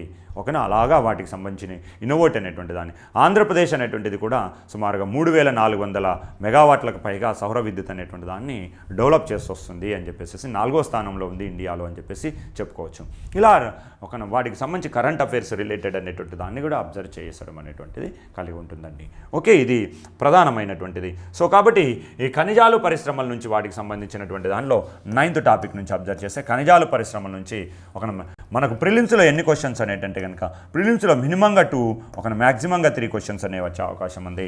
మెయిన్స్లో భాగంగా కూడా 3 to 4 క్వశ్చన్స్ అనేటువంటి వచ్చే అవకాశం అనేటువంటిది ఉంటుందండి. ఓకేనా, ఇది మన ఖనిజాలు శక్తి వనరులకు సంబంధించినటువంటివి. మరి వస్తే పరిశ్రమలు, ఇండస్ట్రీస్ అనేటటువంటి ఉన్నాయి. ఇండస్ట్రీస్ వాటికి సంబంధించినటువంటి అబ్జర్వ్ చేస్తే 2000 ఇండస్ట్రీస్లో భాగంగా పరిశ్రమల కంటే కూడా ఆ పరిశ్రమలు అనేటువంటి దాంట్లో న్యూ ఇన్నోవేటివ్ పరిశ్రమలు ఏమొస్తున్నాయి, ఐటీ ఇండస్ట్రీస్ వస్తున్నాయి, ఏరోస్పేస్ పార్కులు వస్తున్నాయి, మరియు అదేవిధంగా ఫార్మాస్యూటికల్ ఇండస్ట్రీస్ వస్తున్నాయి. వాటి మీద ఎక్కువ ఫోకస్ చేయండి. వాటి నుంచి క్వశ్చన్స్ అనేటువంటి వచ్చే అవకాశం కలిగి ఉన్నాయి. వాటి ప్రశ్నల స్థాయిని అబ్జర్వ్ చేస్తే ఒక్కసారిగా అబ్జర్వ్ చేస్తే ఒక మార్పు అనేటువంటిది అగుపడింది అని చెప్పేసి చెప్పొచ్చు అండి. 2016 ప్రిలిమ్స్లో అబ్జర్వ్ చేస్తే ఏ క్వశ్చన్ ఇవ్వనప్పటికీ మెయిన్స్లో కాస్త అది అగుపడింది ఆ మార్పు అనేటువంటిది. 2018లో ప్రిలిమ్స్లో 1 ఇవ్వనప్పటికీ ఒక్కసారిగా 3 బిట్లు అనేటటువంటి మెయిన్స్లో రావటం అనేటువంటిది. అంటే న్యూ ఇన్నోవేటివ్ సంబంధించినటువంటి ఇండస్ట్రీస్ అనేటువంటి వాటిని అక్కడ ఇస్తున్నాడు. ఐటీసే కావచ్చు, లేదా ఎలక్ట్రానిక్సే కావచ్చు, లేదా ఇతరత్ర పెద్ద సంస్థలు అనేటటువంటి ప్రైవేటు అనేటువంటి వాటిని ఆహ్వానించినటువంటి సంస్థలు, వాటి ద్వారా ఉపాధి అనేటువంటి కల్పించేటువంటి పరిశ్రమలు అనేటటువంటివి అలా ఇస్తున్నాడు. వాటికి సంబంధించినటువంటి ఇండస్ట్రీస్ అనేటటువంటి వాటిని మనం అబ్జర్వ్ చేయాల్సి ఉంటుందండి. పరిశ్రమలకు సంబంధించినటువంటి లెసన్ నుంచి ఇండియాతో పాటు టీఎస్ అనేటువంటి వాటిని అబ్జర్వ్ చేసేస్తే ఇంకా బాగుంటుంది. దీంతో పాటుగా అబ్జర్వ్ చేస్తే కనుక క్యారిడార్స్, ఇండస్ట్రియల్ క్యారిడార్స్ ఏమన్నా ఉంటే కనుక ఆ క్యారిడార్స్ అనేటువంటి వాటిని కూడా అబ్జర్వ్ చేయాల్సి ఉంటుంది. అందులో అబ్జర్వ్ చేస్తే కనుక మరియు 2021 సంవత్సరానికి సంబంధించి ఈ పరిశ్రమల లెసన్ నుంచి ప్రిలిమ్స్లో భాగంగా అబ్జర్వ్ చేస్తే మినిమంగా 2 క్వశ్చన్స్ అనేటువంటి వచ్చే అవకాశం అనేటువంటిది ఉందండి. మరియు మెయిన్స్లో కూడా అబ్జర్వ్ చేస్తే 2 క్వశ్చన్లు అనేటువంటి వచ్చే అవకాశం ఉంది. అందులో భాగంగానే న్యూ ఇన్నోవేటివ్ ప్రోగ్రామ్స్ అనేటువంటివి వస్తాయి. మ్యాక్సిమంగా అంటే కనుక 3 క్వశ్చన్లు కూడా వచ్చే అవకాశం అనేటటువంటిది ఈ లెసన్ నుంచి కలిగి ఉంటుందండి. ఓకే, ఇది వీటికి సంబంధించి. దీని కంటిన్యూషన్లో అబ్జర్వ్ చేస్తే కనుక రవాణా సౌకర్యాలు అనేటువంటి తెలంగాణకు సంబంధించిన దానిలో, ఎస్ఐకి సంబంధించిన దానిలో కంటిన్యూషన్లో రవాణా సౌకర్యాలను అబ్జర్వ్ చేస్తే మరి రవాణా సౌకర్యాలు ట్రాన్స్పోర్ట్ ఫెసిలిటీస్ అనేటువంటి ఎలా ఉన్నాయి. ట్రాన్స్పోర్ట్ ఫెసిలిటీలో కూడా న్యూ ఇన్నోవేషన్స్ సంబంధించిన ప్రోగ్రామ్స్ అబ్జర్వ్ చేయాలి. గతంలో స్వర్ణ చతుర్భుజి అనేటటువంటిది మరి నార్త్ సౌత్ క్యారిడార్స్ అనేటువంటి, ఈస్ట్ వెస్ట్ క్యారిడార్స్ అనేటువంటి పొడవైనటువంటి రోడ్డు మార్గం అనేటువంటి ఉండేది. దాంతోపాటుగా రీసెంట్లీగా ట్రాన్స్పోర్ట్ ఫెసిలిటీలో ఏమైనా మార్పులు అనేటువంటివి వస్తే కనుక ఆ మార్పులు అనేటువంటి దాన్ని మనం అబ్జర్వ్ చేయాల్సి ఉంటుంది. వాటికి సంబంధించినటువంటి దాంట్లో భాగంగా ఈ మధ్యలో ఫాస్ట్ ట్యాగ్స్ అనేటువంటి వాటిని ఏర్పాటు చేసుకోవడం, అట్లాంటి వాటి మీద సంబంధించిన దానిలోపల ఆ ఫాస్ట్ ట్యాగ్ సంబంధించిన దాన్ని ఎలక్ట్రానిక్స్ తోటి అనుసంధానం చేయటం అనేటువంటి దాన్ని అబ్జర్వ్ చేయాల్సినటువంటి ఇష్యూస్. అది కాస్త మనం అబ్జర్వ్ చేస్తే కనుక సమాచార ప్రసారం అని చెప్పేసి పర్యాటక రంగంతో పాటు సమాచారం అనేటటువంటిది కూడా వస్తుంది. అందులో ఐటీ ఇండస్ట్రీస్కు సంబంధించిన దాన్ని కూడా అబ్జర్వ్ చేస్తూ ఆ ట్రాన్స్పోర్ట్ను కూడా దానికి ఇన్నోవేట్ చేసి దానికి మెర్జ్ చేసే అనేటువంటి చదివితే కనుక ఈజీగా ఉండే అవకాశం కలిగి ఉంటుంది. మరి దాంతోపాటుగానే అబ్జర్వ్ చేస్తే కనుక రైల్వే ఫెసిలిటీస్, రైల్వే మార్గాలు అనేటువంటివి ఉంటే కనుక తెలంగాణ రాష్ట్రంలో భాగంగా మెయిన్గా కొత్తగా ప్రాజెక్ట్ అనేటువంటిది వచ్చినటువంటిది మెట్రో రైల్ వ్యవస్థ అనేటటువంటిది. ఆ మెట్రో రైల్ వ్యవస్థ ఫస్ట్ క్యారిడార్ ఎక్కడ, సెకండ్ క్యారిడార్ ఎక్కడ, థర్డ్ క్యారిడార్ ఎక్కడ అనేటటువంటివి, ఆ క్యారిడార్కి సంబంధించినటువంటి ఇన్నోవేట్స్ ఏంటి అనేటువంటి దాన్ని, ఒక ఎన్ని స్టేషన్లు ఉన్నటువంటిది, దానికి ఏ టెక్నాలజీ వాడుతూ దాన్ని డెవలప్ చేస్తున్నటువంటిది, అట్లాంటివన్నింటినీ కూడా ఈ ట్రాన్స్పోర్ట్ ఫెసిలిటీలో అబ్జర్వ్ చేయాల్సి ఉంటుంది. అంటే లేటెస్ట్ ఇష్యూస్ అనేటువంటి దాన్ని ఎక్కువగా అబ్జర్వ్ చేయాల్సి ఉంటుంది. దాంతో పాటుగానే అబ్జర్వ్ చేస్తే కనుక మనకు వాయు మార్గాల్లో భాగంగా గ్రీన్ఫీల్డ్ విమానాశ్రయాలు ఏమైనా ఉంటే కనుక తెలంగాణలోను ఇండియా వైడ్గా కూడా ఏమైనా విమానాశ్రయాలు ఉంటే విమానాశ్రయాలు అనేటువంటి దాంట్లో న్యూ ఇన్నోవేట్స్ అనేటువంటి వాటిని అబ్జర్వ్ చేయాల్సి ఉంటుంది. జలమార్గాలు అనేటటువంటి తెలంగాణ రాష్ట్రం లేనప్పటికీ జలమార్గాల్లో భాగంగా మార్పు అనేటటువంటి పక్కన మనకు ఆంధ్రప్రదేశ్తో సంబంధం ఉంది కాబట్టి ఆ రిలేటెడ్గా కాస్త జలమార్గాల మీద కూడా అడిగే అవకాశం, ఓడరేవులు ఏమన్నా ఉంటే కనుక వాటికి సంబంధించింది సెకండ్ లెసన్లో చదువుతున్నప్పటికీ కొత్త ప్రోగ్రామ్స్ ఏమన్నా ఉంటే కనుక అందులో అబ్జర్వ్ చేయాల్సి ఉంటుంది. ఓకేనా, ఇది దీంట్లో దీన్ని 2016 ప్రిలిమ్స్లో అబ్జర్వ్ చేస్తే కనుక ఒక క్వశ్చన్ ఇచ్చాడు, మెయిన్స్లో క్వశ్చన్ ఏమీ ఇవ్వలేదు. కానీ 2018లో అది అగుపడింది. ఆ 2018లో భాగంగా దాని యొక్క మార్కింగ్ అనేటువంటి ప్రిలిమ్స్లో ఏమి రానప్పటికీ మెయిన్స్లో అనేటటువంటిది ఒక క్వశ్చన్ అనేటువంటి వచ్చింది. యావరేజ్గా చూస్తే ఈ లెసన్ నుంచి 2021కి సంబంధించినటువంటి జరగబోయేటువంటి ఎగ్జామ్లో, ఎస్ఐ ఎగ్జామ్లో సంబంధించి ప్రిలిమ్స్ నుంచి అబ్జర్వ్ చేస్తే 1 లేదా 2 బిట్లు వచ్చే అవకాశం కలిగి ఉందండి. మెయిన్స్ నుంచి అబ్జర్వ్ చేస్తే కూడా 1 or 2 బిట్స్ అనేటువంటి దాన్ని వచ్చే అవకాశం, కొన్ని సందర్భాల్లో 4 కూడా వచ్చేటువంటి అవకాశం ఉందని మనకు 2018 దాన్ని పాత ప్రశ్నపత్ర సరళి అనేటువంటి దాన్ని అబ్జర్వ్ చేస్తే ఏర్పడుతున్నటువంటిది. ఓకే, నెక్స్ట్ వస్తే జనాభా, భాషలు, తెగలు అనేటువంటిది. Population according to the 2011 census report ఉంది. ఆ 11 సెన్సెస్ రిపోర్ట్ మీద గతంలో 2016 వరకు అడిగారు ఒక బిట్ అనేటువంటిది. మెయిన్స్లో కూడా ఒక బిట్ అడుగుతూ వచ్చాడు. 2018లో 2 వచ్చాయి. కానీ మెయిన్స్కి వచ్చే వరకు కాస్త 6 బిట్లు వచ్చాయండి. అవి ఏంటి మరి మార్పు ఏంటంటే కనుక భాషలు, లింగ్విస్టిక్స్ అడుగుతున్నాడు అండ్ ట్రైబ్స్ అనేటటువంటి వాటిని అడుగుతున్నాడు. ఆ ట్రైబ్స్ భాషల్లో మీద కూడా 1 లేదా 2 క్వశ్చన్స్ అనేటువంటివి వస్తూ పోతున్నాయి. జనాభాకు సంబంధించినటువంటి దానిలో భాగంగా 2021 కార్యక్రమం కాకుండా న్యూ ఇన్నోవేట్గా ఏమన్నా ప్రోగ్రామ్స్ అనేటువంటి జరిగి ఆ జనాభాకు సంబంధించినటువంటి వస్తే కనుక దాని గురించి చదవాలి.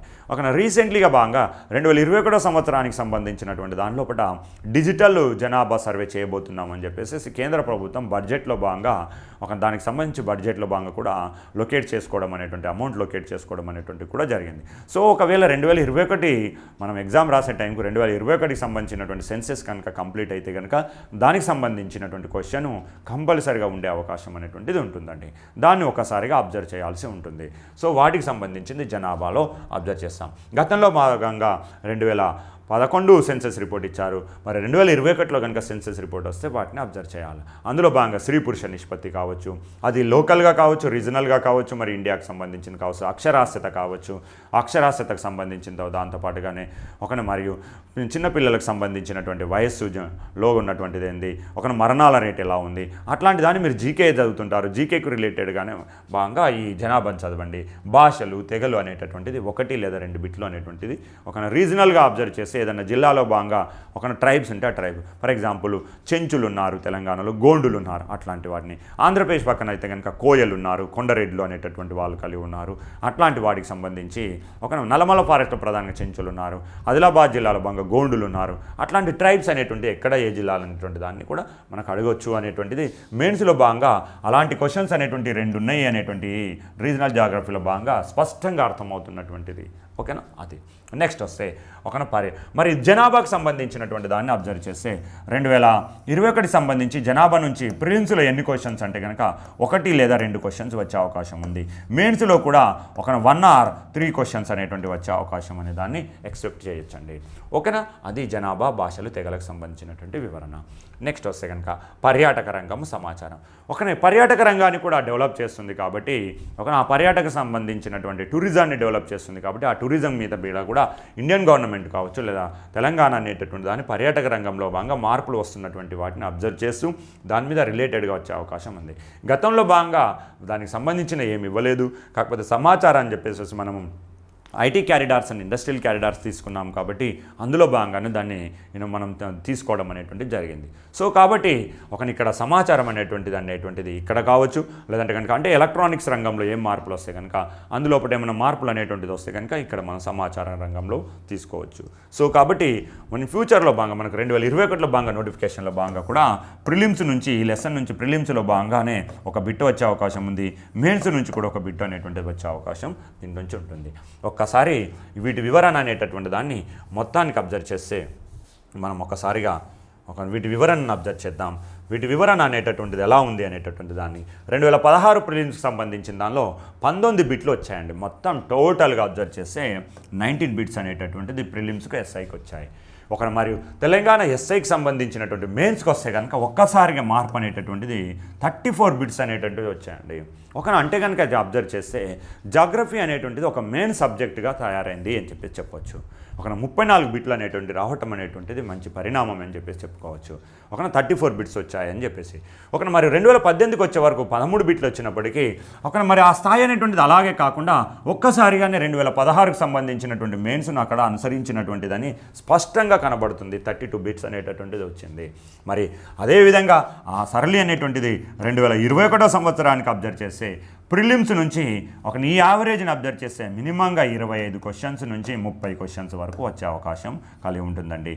మెయిన్స్ విషయానికి వస్తే ప్రిలిమ్స్ అంటే మెయిన్స్ విషయానికి వస్తే కూడా 30 నుంచి 35 బిట్లు వచ్చిన ఆశ్చర్యపోవాల్సింది ఏం లేదు. 30 to 35 బిట్స్ అనేటటువంటిది వచ్చే అవకాశం ఉంది. అంటే ఎక్కడైనా యావరేజ్గా చూస్తే 30 క్వశ్చన్స్ అనేటువంటిది వచ్చే అవకాశం ఉంది అని చెప్పేసి స్పష్టంగా ఎస్ఐ తెలంగాణకు సంబంధించినటువంటి ఎస్ఐకి సంబంధించి 2021లో ఉండే అవకాశం ఉంది అని చెప్తున్నాం. 30 బిట్స్ అంటే కనుక మీ ర్యాంకు నిర్దేశించేటువంటి సబ్జెక్టుగా కూడా చెప్పొచ్చు. మీ జాబు నిర్దేశించేటువంటి సబ్జెక్టుగా అని కూడా చెప్పొచ్చు. కాబట్టి ఈజీగా మనకు మార్క్స్ అనేటువంటి గెయిన్ చేసుకునే అవకాశం కలిగి ఉంటుంది. జాగ్రఫీ రిలేటెడ్గా మనకు హిస్టరీ వచ్చే అవకాశం ఉంది. జాగ్రఫీ వస్తే కనుక ఎకానమీ వచ్చే అవకాశం ఉంది. కాబట్టి ఈజీనెస్ అవుతుంటాయి ఆ సబ్జెక్టులు కూడా చదవటం.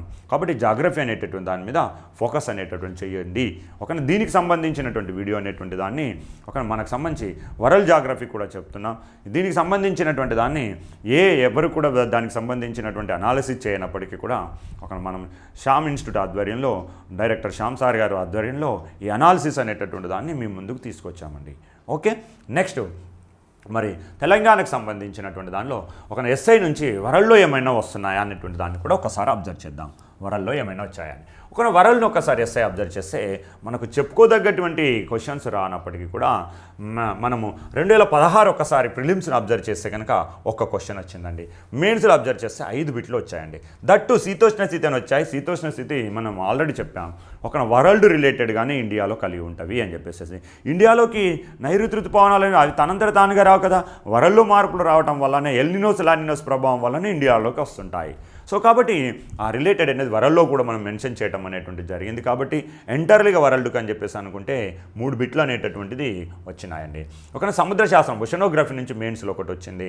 యావరేజ్గా చూస్తే కనుక మనకు ప్రిలిమ్స్ నుంచి కాస్త వరల్డ్ నుంచి 2018ని అబ్జర్వ్ చేసినా కానీ చెప్పుకోదగ్గ బిట్లు ప్రిలిమ్స్ నుంచి రావట్లేదు. అంటే దీన్ని బట్టి ఏమర్థమవుతుందంటే వరల్డ్ జాగ్రఫీని యాక్చువల్గా లేదు అని అన్నప్పటికీ కూడా రిలేటెడ్గా ఒక బిట్టు లేదా అలా అడుగుతూ వస్తున్నాడు. అది వాంటెడ్లీ చేయడం అనేది కాదు, కానీ కొన్ని సందర్భాల్లో కూడా వాటికి సంబంధించినటువంటి వివరణ అనేటటువంటి దాన్ని ఇండియా తీస్తున్న సందర్భంలో వరల్డ్ కూడా శీతోష్ణ స్థితి ఇవ్వాల్సి ఉంటుంది. కాబట్టి అక్కడ ఎగ్జామినర్ను కానీ మనం తప్పడాల్సింది కానీ మనం అనాల్సింది ఏం లేదు. కాకపోతే వరల్డ్ జాగ్రఫీ రిలేటెడ్గా కొద్దిగా మనం అబ్జర్వ్ చేస్తే సరిపోతుందండి. వాటికి సంబంధించింది మరి 2021 లోపల ఎలా వచ్చే అవకాశం ఉంది 2021లో అంటే కనుక ప్రిలిమ్స్లో కూడా 1 or 2 బిట్స్ వస్తాయండి. మెయిన్స్లో కూడా సేమ్ 1 or 2 బిట్స్ మ్యాక్సిమం అంటే కనుక 3 బిట్ల వరకు వచ్చే అవకాశం వరల్డ్ జాగ్రఫీ నుంచి ఉంటుంది.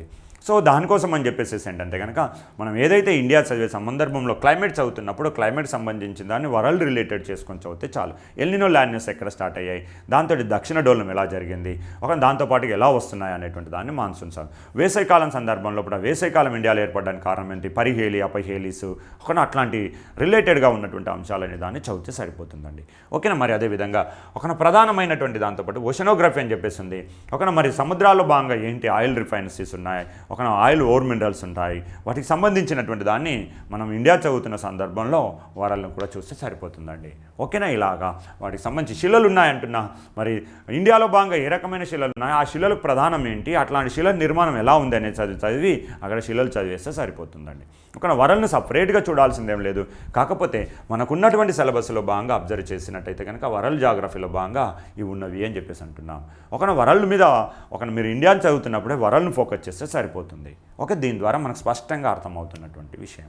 ఓకే, ఇది నెక్స్ట్ వస్తే కనుక మనకు దీంతో పాటుగానే తెలంగాణ కానిస్టేబుల్ జాగ్రఫీకి సంబంధించి మనం ఇక్కడ శ్యామ్ ఇన్స్టిట్యూట్ ఆధ్వర్యంలో డైరెక్టర్ శ్యామ్ సార్ గారి ఆధ్వర్యంలో ఈ అనాలిసిస్ అనేటటువంటి దాన్ని చేయడానికి ముందుకు వచ్చాం.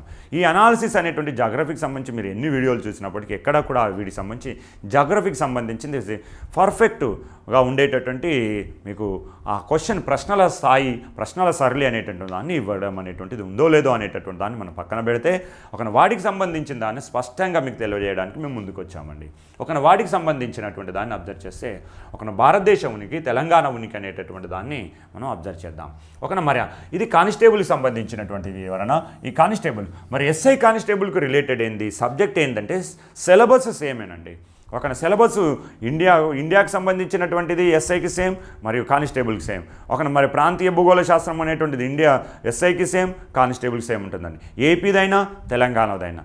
కాకపోతే ఏంటంటే కనుక ప్రశ్నల స్థాయి వేరుంటుంది. కాఠిన్యత అనేటటువంటిది, హార్డ్నెస్ అనేటటువంటిది ఎస్ఐకి ఎక్కువగా ఉండే అవకాశం ఉంటుంది. కానిస్టేబుల్ ఇంటర్మీడియట్ స్థాయి కాబట్టి కొద్దిగా తక్కువ అవకాశం ఉంటుంది. కానీ ఈ మధ్య కాలంలో అబ్జర్వ్ చేస్తే క్వశ్చన్ పేపర్ యొక్క ప్రశ్నల స్థాయిని అబ్జర్వ్ చేస్తే మాత్రం ఎస్ఐ కంటే కూడా కానిస్టేబుల్ పేపర్ అనేటువంటిది హార్డ్గా వస్తుంది అనేటువంటిది అభ్యర్థులకు తెలుసు. మనం కూడా అది ఒప్పుకోక తప్పదు కూడా. బికాస్ అది ఎందుకోసం అని చెప్పేసి అంటే కాంపిటీషన్ అనేటటువంటి దాన్ని ఫిల్టర్ చేయడానికి కోసం అని చెప్పేసి ఆ ప్రశ్నల స్థాయి అనేటువంటి దాన్ని కొంచెం కఠినత అనేటువంటిది కానిస్టేబుల్ లోపల అగుపడుతుందండి. అది అందరికీ తెలిసినటువంటి విషయమే. ఓకేనా, ఆ విషయాన్ని అబ్జర్వ్ చేసినట్టయితే కనుక కానిస్టేబుల్ నుంచి మరి జాగ్రఫీ నుంచి ఎన్ని రిలేటెడ్గా వస్తాయంటే కనుక కానిస్టేబుల్ లోపల మినిమంగా అబ్జర్వ్ చేస్తే 15 క్వశ్చన్స్ వస్తున్నాయండి. కొన్ని సందర్భాలు అబ్జర్వ్ చేస్తే కనుక అవి కాస్త 18 వరకు కూడా వెళ్తున్నాయండి. 18 వరకు కూడా వెళ్ళినటువంటి సందర్భాలు ఉన్నాయి. ఎస్ఐకి సంబంధించినటువంటి అబ్జర్వ్ చేస్తే ఎస్ఐ లోపల మినిమంగా అనేటువంటి 30 వరకు వస్తున్నాయి, మ్యాక్సిమంగా 35 వరకు కూడా కలిగి ఉన్నాయి. ఇది ఎస్ఐకి సంబంధించినటువంటి దాన్ని అంటే ఎస్ఐలో జాగ్రఫీ కంటెంట్ ఆఫ్ వెయిటేజ్ అనేటువంటిది 30 to 35 వరకు ఉంటే కానిస్టేబుల్లో మాత్రం 15 to 18 వరకు కలిగి ఉందండి. అయినప్పటికీ ప్రశ్నల స్థాయి హార్డ్గానే కలిగి ఉంటున్నాయి కానిస్టేబుల్ సంబంధించి. మరి ఒకసారి వాటి వివరణ అనేటువంటి దాన్ని చూద్దాం. భారతదేశ ఉనికి, తెలంగాణ ఉనికి సంబంధించినటువంటి దాన్ని అబ్జర్వ్ చేస్తే 2016లో భాగంగా ప్రిలిమ్స్లో భాగంగా ఒకటే ఉంది. దీనికి సంబంధించి ఏవైతే కనుక నేను ఎస్ఐకి సంబంధించినటువంటి టాపిక్స్ చెప్పానో అదే టాపిక్స్ అనేటువంటి ఇక్కడ కంటిన్యూ అవుతుంటాయండి. మళ్ళీ దీనికోసం నేను సపరేట్ కంటిన్యూ లేదు. కాకపోతే ప్రశ్నల స్థాయిని ఒకసారి అబ్జర్వ్ చేస్తే ఒకటే అనేటువంటిది వచ్చిందండి. మరియు నైసర్గిక స్వరూపం అనేటటువంటి దాన్ని అబ్జర్వ్ చేస్తే ఏదైతే ఎస్ఐకి అయితే దగ్గర మనం మెన్షన్ చేసినటువంటి టాపిక్స్ చెప్పామో అంటే కనుక ద్వీపకల్ప పీఠభూమి, హిమాలయాస్ కానీ గంగా సింధు మైదానము, దీవులు, తీర మైదానాలు అవే ఇక్కడ కూడా ఉంటాయి. కాకపోతే 2016కు సంబంధించినటువంటి దాన్ని అబ్జర్వ్ చేసి ఆ ఉనికిని మరి నైసర్గిక స్వరూపాన్ని అబ్జర్వ్ చేస్తే ఉనికిలో భాగంగా ఒకటే క్వశ్చన్ వచ్చింది. మెయిన్స్లో కూడా రాలేదు, 2018 ప్రిలిమ్స్లో రాలేదు, మెయిన్స్లో రాలేదు. మరి ఈసారి ఎలా చేయొచ్చు అంటే కనుక 2021కి సంబంధించినటువంటి దాన్ని యావరేజ్గా అబ్జర్వ్ చేస్తే 2021లో భాగంగా అబ్జర్వ్ చేస్తే ప్రిలిమ్స్ నుంచి కాస్త 1 లేదా 2 క్వశ్చన్లు వచ్చే అవకాశం ఉంది. మెయిన్స్లో కూడా ఇదే టెంపోను 1 or 2 అనేటువంటి దాన్ని ఉండే అవకాశం అనేటువంటిది కలిగి ఉంది. కారణం ఎందుకోసం అంటే కనుక తెలంగాణ రాష్ట్రంలో భాగంగా 33 జిల్లాలు అనేటువంటి దాన్ని చేయటం, దానికి సంబంధించి ప్రెసిడెన్స్ అప్రూవల్ కూడా అనేటటువంటిది లభించడం, దాంతో కాస్త కొత్త జిల్లాలకు సంబంధించిన దానిలో పరిపాలనపరమైనటువంటి అనుమతులు ఇచ్చినట్టుగానే ఉండి దాని కాస్త గెజిట్ నోటిఫికేషన్లో కూడా పేర్కొనడం చేత దానికి క్వశ్చన్ ఇవ్వడానికి ఎటువంటి సంశయం లేదని చెప్పేసి అనుకోవచ్చు. సో దాంతో కాస్త ఆ ఉనికిలో 1 or 2 క్వశ్చన్స్ అనేటువంటిది వచ్చే అవకాశం ఉంది. దట్టు రిలేటెడ్గా 1 లేదా 2 వస్తున్నటువంటి 1-2 బిలెట్లలో ఒకటి ఉనికి మీద జిల్లాలకు సంబంధించినటువంటి ఇష్యూలో సరిహద్దులు కావచ్చు, ఏ జిల్లాకి ఏ జిల్లాలతో సరిహద్దులు అనేటువంటి దాన్ని ఇచ్చే అవకాశం అనేటువంటిది ఉంటుందండి. ఓకే, నెక్స్ట్ వస్తే కనుక భారతదేశ నైసర్గిక స్వరూపము మరియు తెలంగాణ నైసర్గిక స్వరూపం. భారతదేశ నైసర్గికంలో ఎలాంటి అయితే ఉన్నాయో తెలంగాణలో భాగంగా అబ్జర్వ్ చేస్తే తూర్పు కొండలు ఉంటాయి. ఆ 33 డిస్ట్రిక్ట్లను అబ్జర్వ్ చేయండి. పాత కొత్త జిల్లాలో భాగంగా ఎక్కడెక్కడెక్కడ తూర్పు కొండలు ఉన్నాయనే దాన్ని ఇక్కడ అబ్జర్వ్ చేయండి. సో దాంతో ఒకసారి అబ్జర్వ్ చేస్తే ప్రిలిమ్స్లో 2016కి సంబంధించిన ప్రిలిమ్స్ని అబ్జర్వ్ చేస్తే 3 క్వశ్చన్లు వచ్చాయి, మెయిన్స్లో 1 వచ్చింది. 2018 ప్రిలిమ్స్లో అబ్జర్వ్ చేస్తే 1 క్వశ్చన్ వచ్చింది. మెయిన్స్ నుంచి అబ్జర్వ్ చేస్తే 2 క్వశ్చన్లు అనేటటువంటివి వచ్చాయి. మరి మరి ఈ యావరేజ్ని అబ్జర్వ్ చేస్తే భారతదేశ నైసర్గికం తెలంగాణ నైసర్గిక స్వరూపం అనేది పెద్ద టాపిక్ అయినప్పటికీ ఇందులో ప్రిలిమ్స్ నుంచి మినిమం 2 నుంచి 3 క్వశ్చన్లు వచ్చే అవకాశం ఉంది. మెయిన్స్లో కూడా 2 నుంచి 3 క్వశ్చన్లు అనేటువంటి వచ్చే అవకాశం అనేటువంటిది కలిగి ఉంటాయి. అందులో ప్రాంతీయ భూగోళ శాస్త్రానికి సంబంధించి నైసర్గిక స్వరూపం సంబంధించి ఒకటి ఉంటుంది, మిగతా అనే దాన్ని ఇండియాకు సంబంధించిన రిలేటెడ్గా కలిగి ఉంటుంది. ఓకే, మరియు నది వ్యవస్థకు సంబంధించిన దానిలోపల 2016లో అబ్జర్వ్ చేస్తే కనుక ప్రిలిమ్స్ మెయిన్స్లో ఏ ఒక్క బిట్ ఇవ్వనప్పటికీ 2018లో ప్రిలిమ్స్లో ఒకటి ఇవ్వనప్పటికీ మెయిన్స్లో ఒక బిట్టు కనబడింది.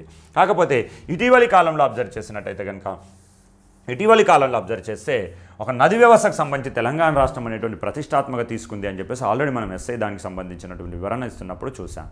మరి అందులో భాగంగా అబ్జర్వ్ చేస్తే ఈ నది వ్యవస్థకు సంబంధించినటువంటి వివరణ అనేటటువంటి దాంట్లోపల తెలంగాణ రాష్ట్రం ప్రతిష్టాత్మకంగా వాటర్ ఫెసిలిటీ అనే దాన్ని కల్పిస్తూ దాంతోపాటు కాళేశ్వరం ప్రాజెక్టులను కావచ్చు, లేదంటే కనుక ఎస్ఆర్ఎస్వి పునర్జీవ పథకం అనేటువంటి దాన్ని తీసుకురావటం అనేటువంటి కావచ్చు, లేదా ఎత్తిపోతల పథకాలు అనేటువంటి దాన్ని ప్రారంభించడం అనేటువంటిది కావచ్చు, మిషన్ భగీరథ అనే కార్యక్రమం కావచ్చు, మరి అదేవిధంగా మిషన్ కాకతీయ లాంటి ప్రోగ్రామ్స్ ఉన్నాయి. కాబట్టి ఈ 2 థర్డ్ అండ్ ఫోర్త్ నీటిపారుదల సౌకర్యాలు, నది వ్యవస్థ అనేటటువంటి వాటిని రెండింటిని అబ్జర్వ్ చేస్తే ఈసారి 2021కి సంబంధించిన దానిలో దీని నుంచి ఎక్కువ క్వశ్చన్లు అనేటువంటిది ఎక్స్పెక్ట్ చేయొచ్చండి.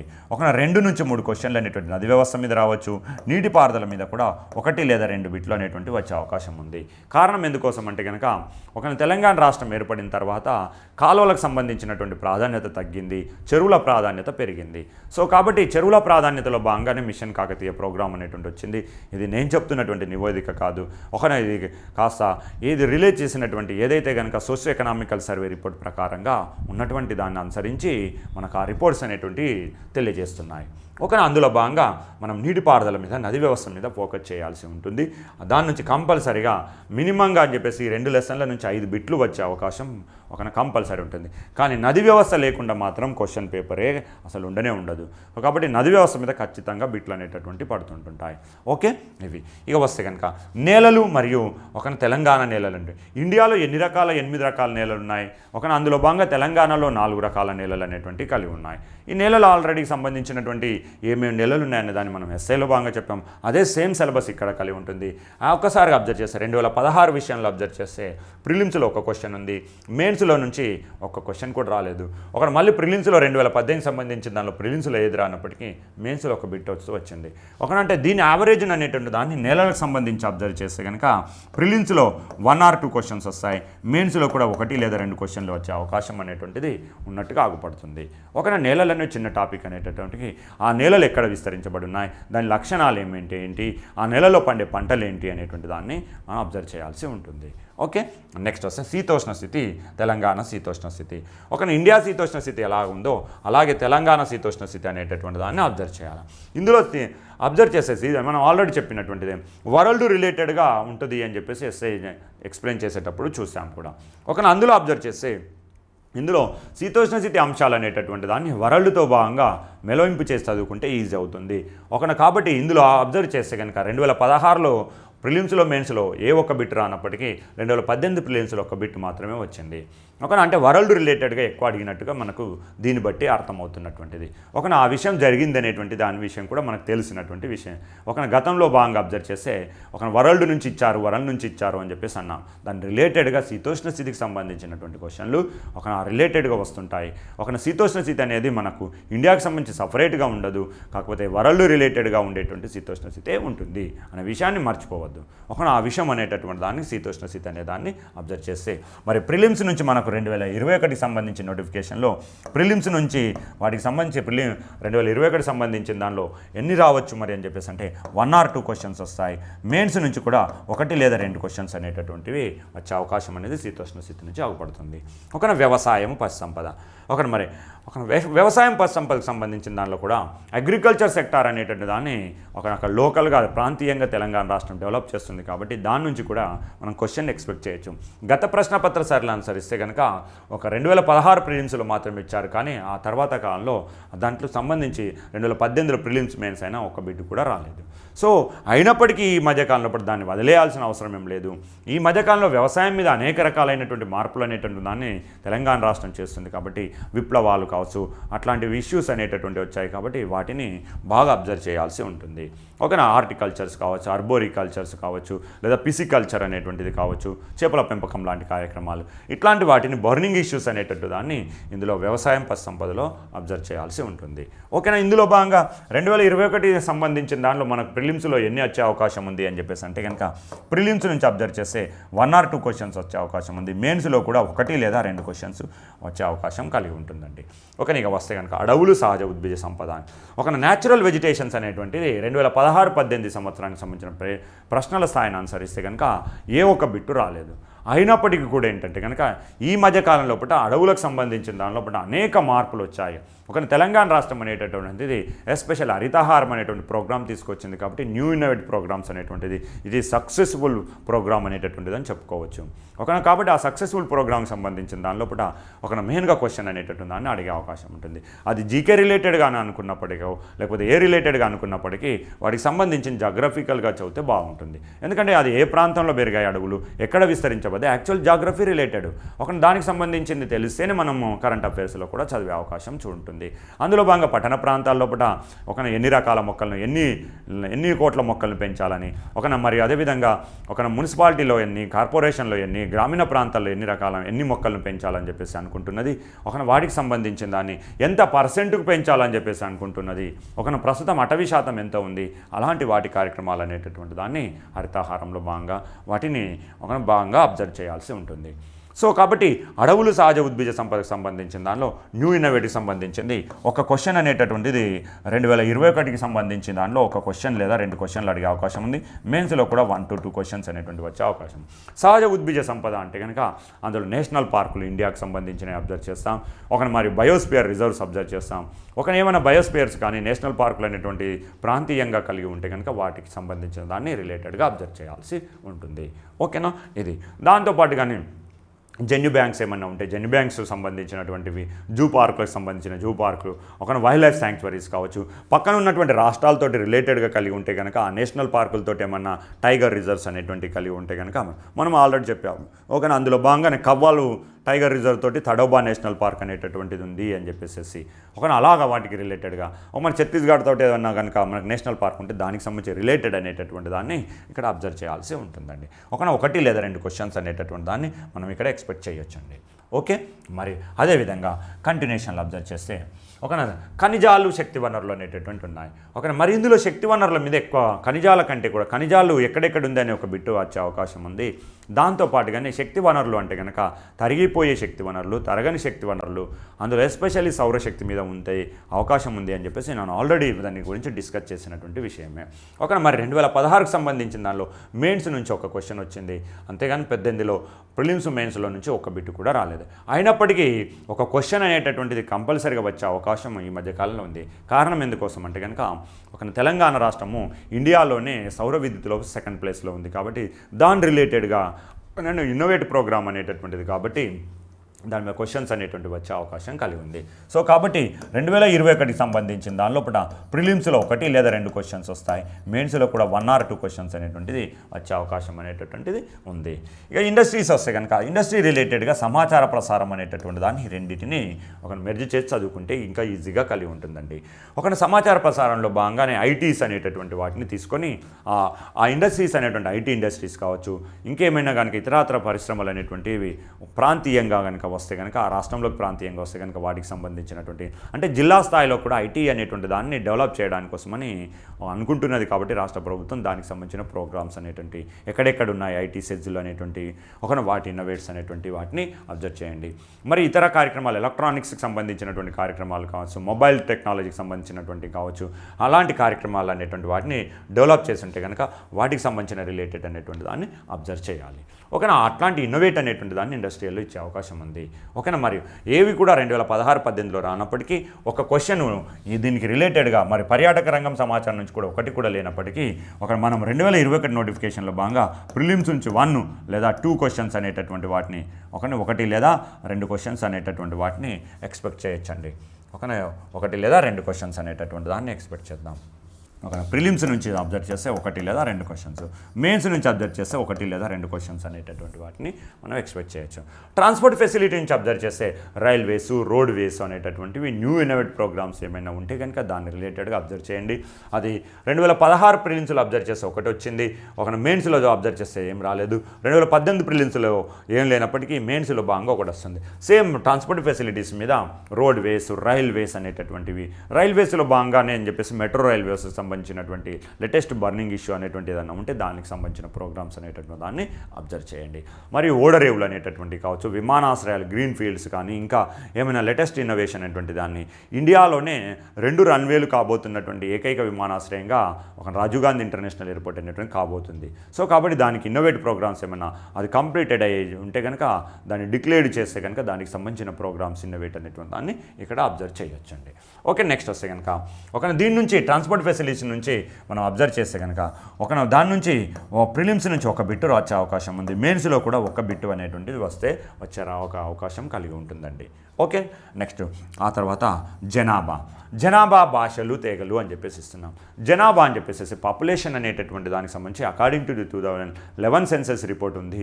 దానికి భాగంగా 2021 సెన్సస్ రిపోర్ట్ కనుక వస్తే కనుక దానికి సంబంధించి ఇన్నోవేట్ అనేటువంటిది అంటే అక్షరాస్యత కావచ్చు, స్త్రీ పురుష నిష్పత్తి కావచ్చు, లేదంటే కనుక చిన్నపిల్లలకు సంబంధించినటువంటి నిష్పత్తి ఎంత ఉంది అనేటటువంటిది కావచ్చు, మరి మరణాల రేటు అనేటటువంటికి సంబంధించి అలాగా వాటికి సంబంధించిన లేదా అత్యధిక జనాభా ఉన్నది, అత్యధిక అక్షరాస్యత ఉన్నది, జనసాంద్రత ఉన్నటువంటిది ఇట్ ఈస్ ఎకనామికల్ రిలేటెడ్ అయినప్పటికీ 2021కి సంబంధించింది ఎక్కువ ఫోకస్ వస్తే కనుక అప్పటికి సంబంధించిన దాన్ని అబ్జర్వ్ చేయాలి. ఎందుకంటే 2021కి సంబంధించి డిజిటల్ జనాభా సర్వే చేయబోతున్నాము అని చెప్పేసి బడ్జెట్లో భాగంగా దానికి సంబంధించి బడ్జెట్ అనేటువంటి దాన్ని కూడా కొంత అలొకేట్ చేసింది కాబట్టి వాటికి సంబంధించిన వివరణ అనేటువంటి దాన్ని కూడా మనం ఇక్కడ చూడాల్సి ఉంటుంది.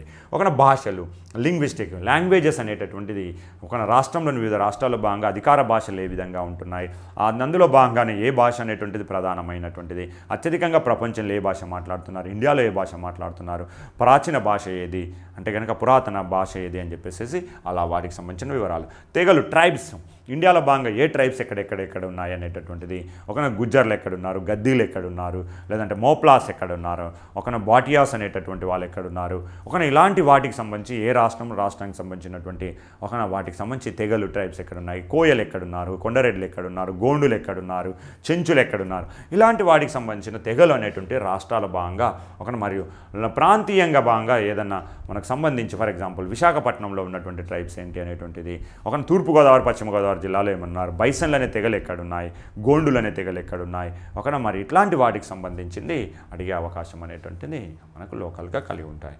సో కాబట్టి వీటి మీద అబ్జర్వ్ చేస్తే 2016 నోటిఫికేషన్లో భాగంగా అబ్జర్వ్ చేస్తే ప్రిలిమ్స్ నుంచి 2 వచ్చాయి, మెయిన్స్ నుంచి 1 ఇవ్వనప్పటికీ 2018కి వచ్చే వరకు ప్రిలిమ్స్లో 1 ఇచ్చాడు, మెయిన్స్లో ఆ ప్రశ్నల స్థాయి పెరిగింది. అదే కాస్త భాషలు, తెగల మీద వాటికి సంబంధించినటువంటి క్వశ్చన్స్ అనేటువంటిది అడిగే అవకాశము ఉంటుంది అని చెప్పేసి.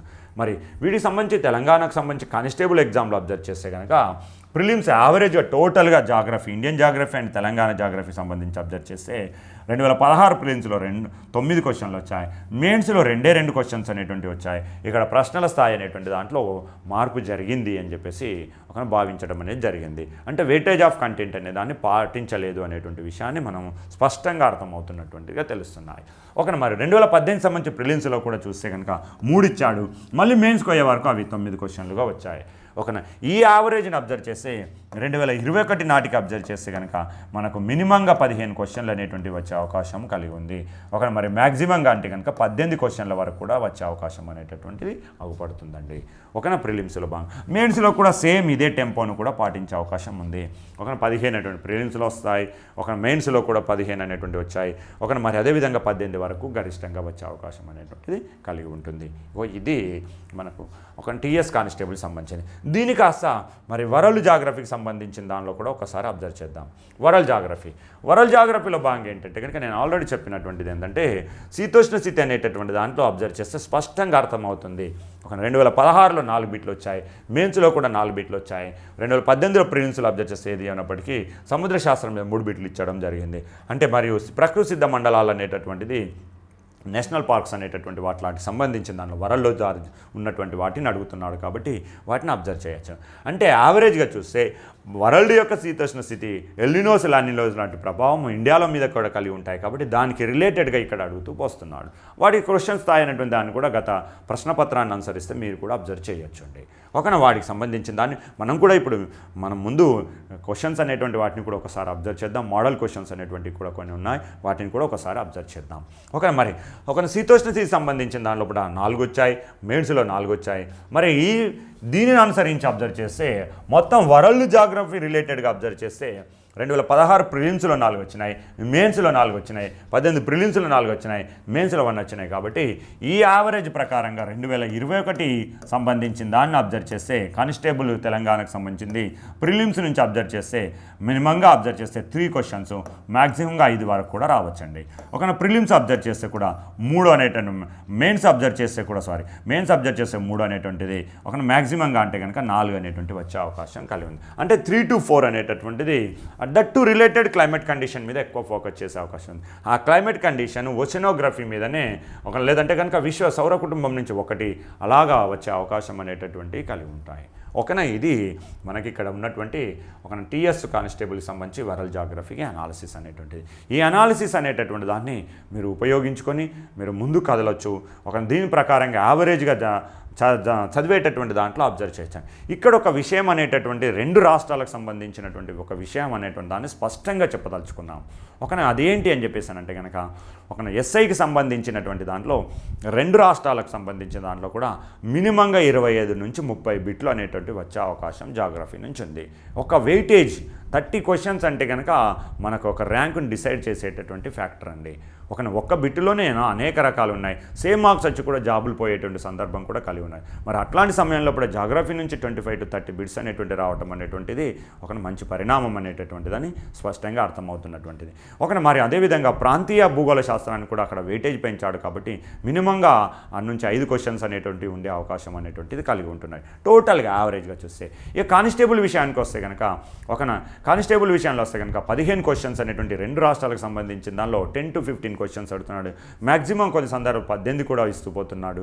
మరి వీటికి సంబంధించినటువంటి దాంట్లో కూడా ప్రాంతీయంగా కూడా 1 or 3 బిట్స్ అనేటటువంటి ప్రాంతీయకు సంబంధించినటువంటి ఉండే అవకాశం కలిగి ఉన్నాయి. సో కాబట్టి వీటన్నిటిని కూడా మా శ్యామ్ ఇన్స్టిట్యూట్ ఆధ్వర్యంలో నిర్వహించేటటువంటి ఎగ్జామ్స్ కావచ్చు, మా శ్యామ్ ఇన్స్టిట్యూట్ ద్వారా వీటిని సబ్స్క్రైబ్ చేసుకొని దీని ద్వారా కాస్త మేము చెప్పేటటువంటి పాఠాలు అనేటువంటి లెసన్స్ అనేటటువంటి కూడా ఆన్లైన్ ద్వారా అందించేటువంటి అవకాశం కలిగి ఉంది. కాబట్టి వాటిని ఉపయోగించుకుంటారని చెప్పేసి మరొకసారి మనకు ఇక్కడ శ్యామ్ సార్ గారికి, శ్యామ్ ఇన్స్టిట్యూట్ ఆధ్వర్యంలో డైరెక్టర్ శ్యామ్ సార్ గారి ఆధ్వర్యంలో దీన్ని మీ ముందుకు తీసుకొచ్చాం.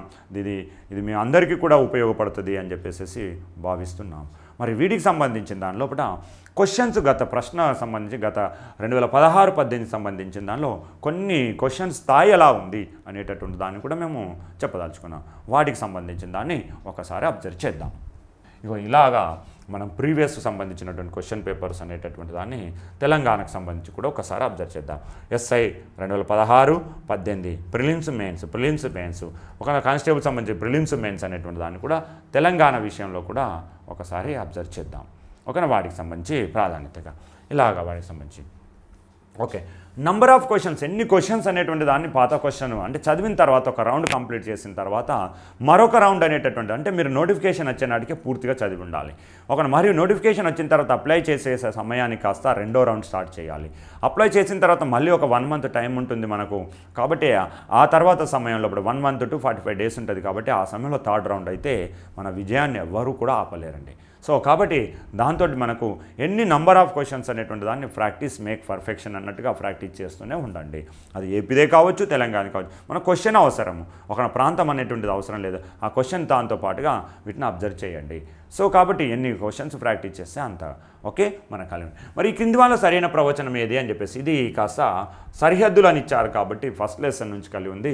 అందులో భాగంగా రాష్ట్రాలతోటి దేశాలకి సరిహద్దులు గరిష్టంగా ఏది ఉన్నాయి, వివిధ రాష్ట్రాల సరిహద్దులు అబ్జర్వ్ చేస్తే అందులో నుంచి ఇస్తున్నట్టుగా తెలంగాణ కానిస్టేబుల్ 2016లో ఇచ్చినట్టుగా ఆగుపడుతుందండి. నెక్స్ట్ వస్తే కనుక ఓకేనండి. జతపరచడం ఒక మోడల్ ఆల్రెడీ చెప్పినటువంటిది. ఒక జతపరచడానికి సంబంధించిన దాన్ని అబ్జర్వ్ చేస్తే కనుక ఒక ఆరావళి పర్వతాలు, నీలగిరి పర్వతాలు, మహేంద్రగిరి పర్వతాలు, పశ్చిమ కనుమలు. అంటే మనకి ఇది నైసర్గిక స్వరూప లెసన్లో ఉంది. ఆ నైసర్గిక స్వరూపం లెసన్లో భాగంగా ఆరావళి మీద, నీలగిరి పర్వతాల మీద, అంటే పశ్చిమ కనుమల మీద, తూర్పు కనుమల మీద, అంటే 3-4 కాన్సెప్ట్లు కలిపి ఒక బిట్టుగా ఇచ్చినట్టుగా ఆగుపడుతుందండి. అంటే దీంట్లో 4 క్వశ్చన్స్ ఉన్నాయి అని చెప్పేసి తెలుస్తుంది. ఈ 4 క్వశ్చన్స్ అనేది జతపరచడం అనేటువంటిది ఒక ఇట్ ఈస్ ఫ్యాక్ట్కి సంబంధించినటువంటి కాకపోతే అవే అని చెప్పేసి తెలుసుకోవాల్సిన అవసరం ఉందండి. ఓకే, కాబట్టి వీటికి సంబంధించిన దాన్ని అబ్జర్వ్ చేస్తే చాలు. నెక్స్ట్ వస్తే కనుక ఓకే, అవే ఈ క్రింది అని జతపరచాం. సియాచిన్, బుండీ హిల్స్, సాత్పురా, ఇది కూడా డైరెక్ట్ బిట్గానే ఉన్నటువంటిది, కాకపోతే అదే అని చెప్పేసి తెలవాలి. ఒక వాటికి సంబంధించినట్టు సింపుల్ కాన్సెప్టే కానీ అదే అని చెప్పేసి తెలవాలి. ఎత్తైన బిందువు అన్నాడు, అంటే ఎత్తైన బిందువు అంటే ఎత్తైన శిఖరము అని చెప్పేసి వాటిని అబ్జర్వ్ చేయండి. సో కాకపోతే ఇది ఎక్కడున్నాయి ఏంటి అనేటటువంటి దాన్ని రిలేటెడ్గా మనకు సబ్జెక్ట్లో తెలిస్తేనే ఇది తెలిసే అవకాశం కలిగి ఉంది. ఈ సెకండ్ లెసన్లో భాగంగా నైసర్గిక స్వరూపంలో భాగంగా కలిగి ఉండేటువంటి లెసన్ అండి. ఓకే, దాంట్లో క్వశ్చన్ ఇది. ఇక ఇది వస్తే కనుక శిఖరాగ్రము, దూదార్స్ జలపాతం అనేటువంటి దాల్ఘట్ గ్యాప్ అనేటువంటి ప్రవాల బితికలు, ఇది కూడా సెకండ్ లెసన్కి సంబంధించింది. కాకపోతే డిఫరెంట్ సంబంధించిన టాపిక్ల నుంచి అలా ఇస్తూ వచ్చాడు. అంటే గురుశిఖర్ అనేటువంటి ఆరావళి పర్వతాలకు, ఇది నదులకు సంబంధించినటువంటి కాన్సెప్టు, దాల్ఘట్ గ్యాప్ అనేటటువంటి పశ్చిమ కనుమలకు సంబంధించింది, ప్రవాల బితికలు అని చెప్పేసి అంటే కనుక లక్షద్వీపులకు సంబంధించినటువంటి రిలేటెడ్గా ఇలాగ వాటికి సంబంధించిన దాన్ని అబ్జర్వ్ చేస్తే చాలు. ఓకేనా, ఇలా వీటికి సంబంధించిన దాన్ని కూడా అంటే జతపరచడాలు అంత ఈజీగా ఉండవు. కాకపోతే మీకు ఏదో ఒకటి రెండు తెలిసింది ఉంటే కనుక ఆ తెలిసిన దాని నుంచి వెళ్ళండి. ప్రవాల బితిక దీవులు అని చెప్పేసి అందరికి తెలుసు, D1 అని చెప్పేసి D1 అనేటువంటి దాంట్లో అబ్జర్వ్ చేయండి. ఒకటి ఉంది, ఇదే కరెక్ట్ అని చెప్పేసి అవుట్ స్టాండింగ్గా చెప్పొచ్చండి. ఇలాగా ఇది ఈజీనెస్ట్. అంటే కనుక జతపరచడం ఈజీ, కాకపోతే అందులో నీకు కనీసం 1 లేదా 2 అనేటన్నా తెలిసి ఉండాలి. 4 తెలిసాల్సిన అవసరం లేదు, 2 తెలిసినా కానీ. నేను చూడండి ఇప్పుడు ఒకటే దాంతో మనం అలా తెలుసుకొని పోయాం. సో కాబట్టి దాని ద్వారా మనకు తెలిసే అవకాశం అనేటటువంటిది కలిగి ఉంటుందని. ఓకే, నెక్స్ట్ ఆ తర్వాత వస్తే కనుక కర్కట మకర రేఖల మధ్యగల ప్రాంతం ఏది అని చెప్పేసి అంటున్నాం. కర్కట రేఖ ఆల్రెడీ ఇది ఏంటంటే కనుక ఫస్ట్ లెసన్కి సంబంధించినటువంటి వివరణనే. ఆ ఫస్ట్ లెసన్లో అక్షాంశాల రేఖలకు సంబంధించిన దానిలో మన కర్కట రేఖలు, మకర రేఖలు, ఇలాగా వాటిని అయనా రేఖలు అంటారని, ఉపాయనా రేఖలు అంటారని, మరి శీతల ప్రాంతాలు అంటారని చెప్పేసి ఇలా తెలుసుకుంటే ఇది సింపుల్ కాన్సెప్టే కానీ ఇన్డెప్త్ క్వశ్చన్గా కలిగి ఉంది. ఇన్డెప్త్ క్వశ్చన్గా ఉన్నటువంటి ఆ క్వశ్చన్ అండి. దానికి సంబంధించి కానిస్టేబుల్ సంబంధించి 2016లో మనకు తెలంగాణలో అడిగినటువంటిదిగా కలిగి ఉందండి. ఓకే, ప్రిలిమ్స్లో భాగంగా. ఇక వస్తే ఈ ఓడరేవులు అనేటటువంటి వచ్చాయి. కాన్లా, చెన్నై, ముంబై, కోలకత్తా ఓడరేవు, ఇది నది ఆధారిత ఓడరేవులా లేకపోతే ఏ ఓడరేవులు అని చెప్పేసి జతపరచడం ఇచ్చాడు. ఇదంతా కూడా ఏంటంటే కనుక తీర మైదానాలకు సంబంధించి సెకండ్ లెసన్లో భాగంగా కలిగి ఉన్నటువంటిదండి. కాన్సెప్ట్ బేస్డ్గా క్వశ్చన్గా కలిగి ఉంది. దీన్ని అబ్జర్వ్ చేస్తే చాలు. ఓకే, ఇది నెక్స్ట్ వస్తే కనుక ఇది ఇక్కడ అబ్జర్వ్ చేయండి. వీటిని తప్పుగా ఉన్నటువంటి ప్రవచనాన్ని గుర్తించండి అని చెప్పేసి అంటే తూర్పుగోదావరి జిల్లాలో కొరంగి మడ అడవులకు ప్రసిద్ధి చెందబడి ఉన్నవి అని చెప్పేసి ఆల్ఫైనా, టేకా అని చెప్పేసి వీటి కాస్త ఇవి ఏంటంటే కనుక రీజనల్ జాగ్రఫీతో పాటుగానే న్యాచురల్ వెజిటేషన్ సంబంధించిగా ఉన్నట్టుగా క్వశ్చన్ అనిపిస్తున్నాయి. ఇందులో అబ్జర్వ్ చేస్తే కనుక ఇందులో భాగంగానే కాన్సెప్ట్ బేస్డ్గానే ఉంది. కాకపోతే 4 స్టేట్మెంట్లు ఇచ్చాడు కాబట్టి స్టేట్మెంట్లు అనేటువంటి దాన్ని అబ్జర్వ్ చేయండి. అంటే ఇక్కడ క్వశ్చన్ అబ్జర్వ్ చేస్తే మీకు ఏం అవుపడుతున్నాయి అంటే కొన్నేమో ఈజీ క్వశ్చన్స్ ఉన్నాయి, ఇన్డెప్త్ క్వశ్చన్స్గా కలిగి ఉంటున్నాయి. కొన్ని క్వశ్చన్స్ అబ్జర్వ్ చేస్తే జతపరచబడినట్టుగా ఉంటున్నాయి. కొన్ని క్వశ్చన్స్ వస్తే కనుక స్టేట్మెంట్ రూపంలో ఇస్తున్నాడు.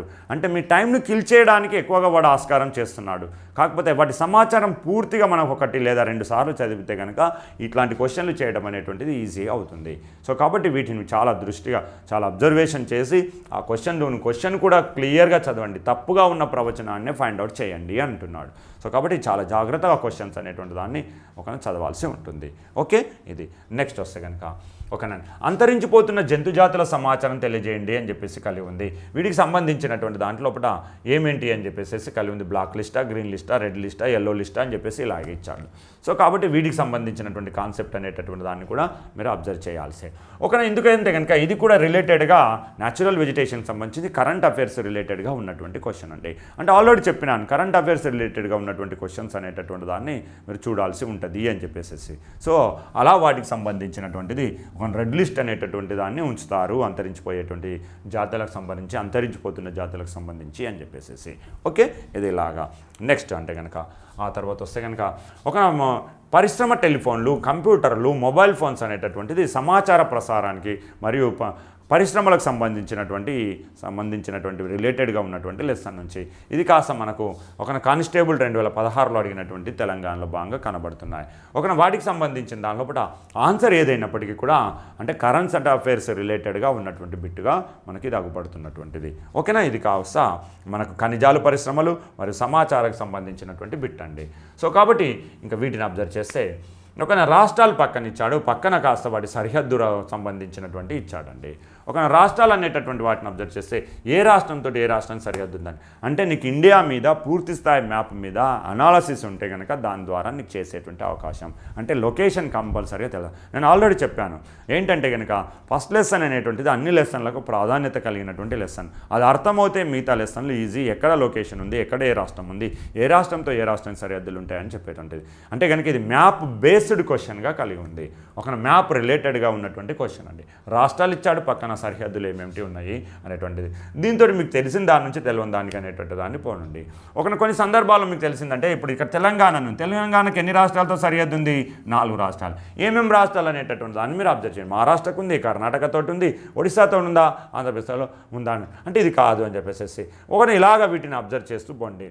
జతపరచడం అనేటటువంటి దాన్ని మీకు ఇచ్చేటువంటి అవకాశం అనేటువంటిది కలిగి ఉంటుంది.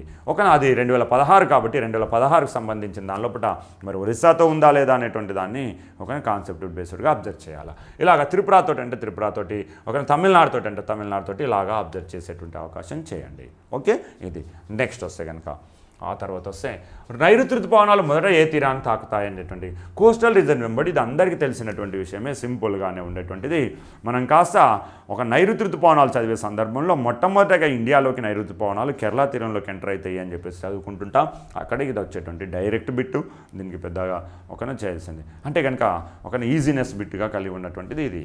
ఓకే, నెక్స్ట్ ఆ తర్వాత వస్తే ఈ క్రింది వాళ్ళలో ఏది ప్రాథమిక ఆర్థిక కార్యకలాపాల తరగతికి చెందినటువంటివి అని ఇవన్నీ ఏంటంటే కనుక మనకి ఏవైతే కనుక ఎకనామికల్గా గ్రోతింగ్ ఉండి ఎకనామికల్గా అవసరమయ్యేటటువంటివి ఉన్నాయో గవర్నమెంట్కో ఆ రంగాలే, కాకపోతే వాటిని కాస్త కొంచెం ఎకనామికల్ క్వశ్చన్గా తయారు చేస్తాడు. అంటే జనరల్గా ఎకనామికల్ జాగ్రఫీ అని అంటుంటామండి.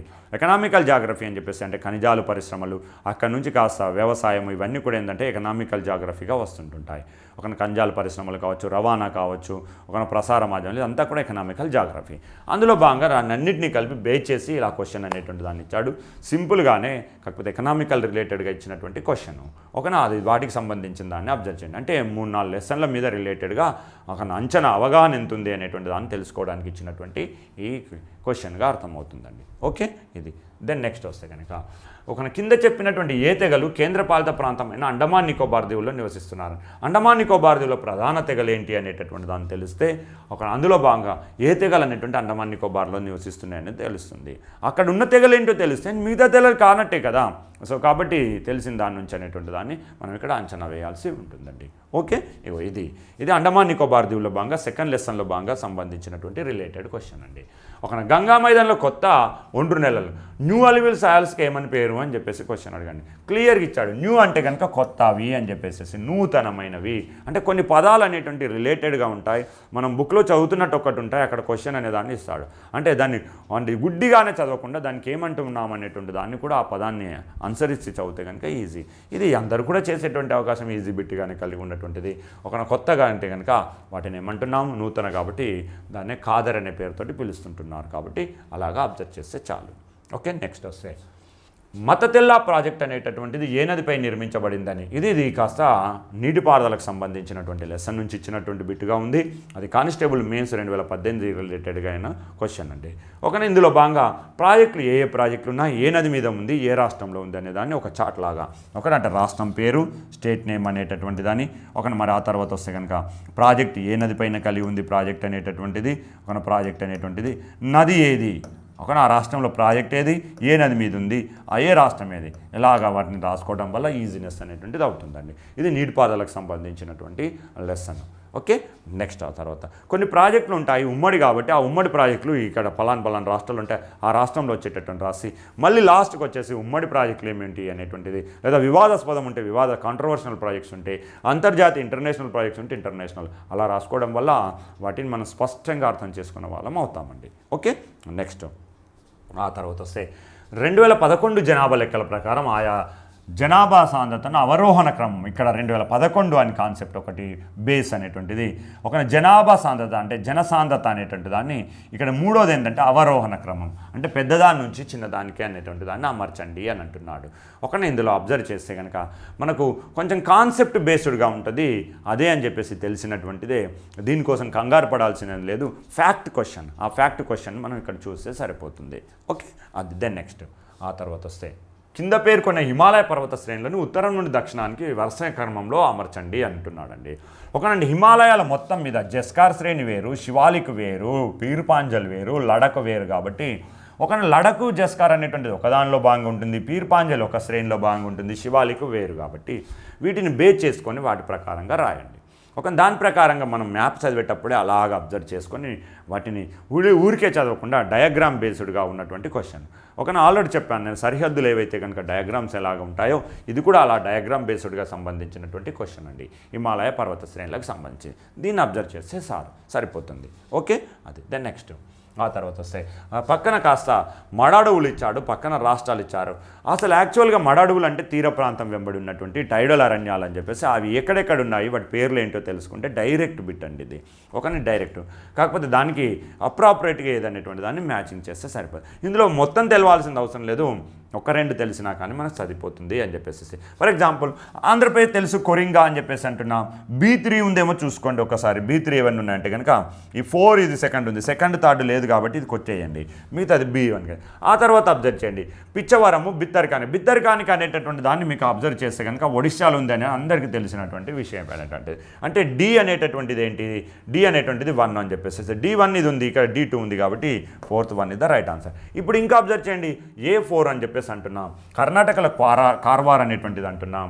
ఒక మరి అదేవిధంగా పిచ్చవరం అనేటటువంటి తమిళనాడులో ఉన్నటువంటి మడడువుల పేరుంది. సో తెలిసిపోయిందా లేదా? సో అన్నీ తెలవాల్సిన అవసరం లేదు. అంటే కనుక మీకు అన్నీ తెలిసి ఉంటే ఇంకా మంచిది. ఒక తెలిసిన అంటే కనుక మీకు ఇలాగా సింపుల్గా చూపిస్తున్నాను, అలాగ వాటికి సంబంధించి 1-2 అనేటట్టు దాన్ని అలాగ అంచనా వేసి కూడా మీరు ఎస్టిమేట్ చేయొచ్చు అని చెప్పేసి అబ్జర్వ్ చేయొచ్చు. ఓకేనా, ఇది దీని నెక్స్ట్ వస్తే కనుక. ఓకే, వెంబనాడు సరస్సును చూడండి. అసలు వెంబనాడు ఎక్కడుంది ఫస్ట్ ఆఫ్ ఆల్ మనకు తెలవాల్సింది. వెంబనాడు అనేటటువంటిది ఉప్పునీటి సరస్సుగా అష్టముడి వెంబనాడు కేరళలో ఉన్నాయని చెప్పేసి ఇది కూడా వాటికి సంబంధించి తీర మైదానాలకు సంబంధించి బేస్డ్గా ఉన్న క్వశ్చన్. ఇది SI 2018లో అడిగినటువంటి బిట్ అండి. ఒక అందులో భాగంగా మలబార్ తీరము, కోరమండల్ తీరము, కొంకన్ తీరం, ఉత్కల్ తీరం అని ఇలాగిచ్చాడు.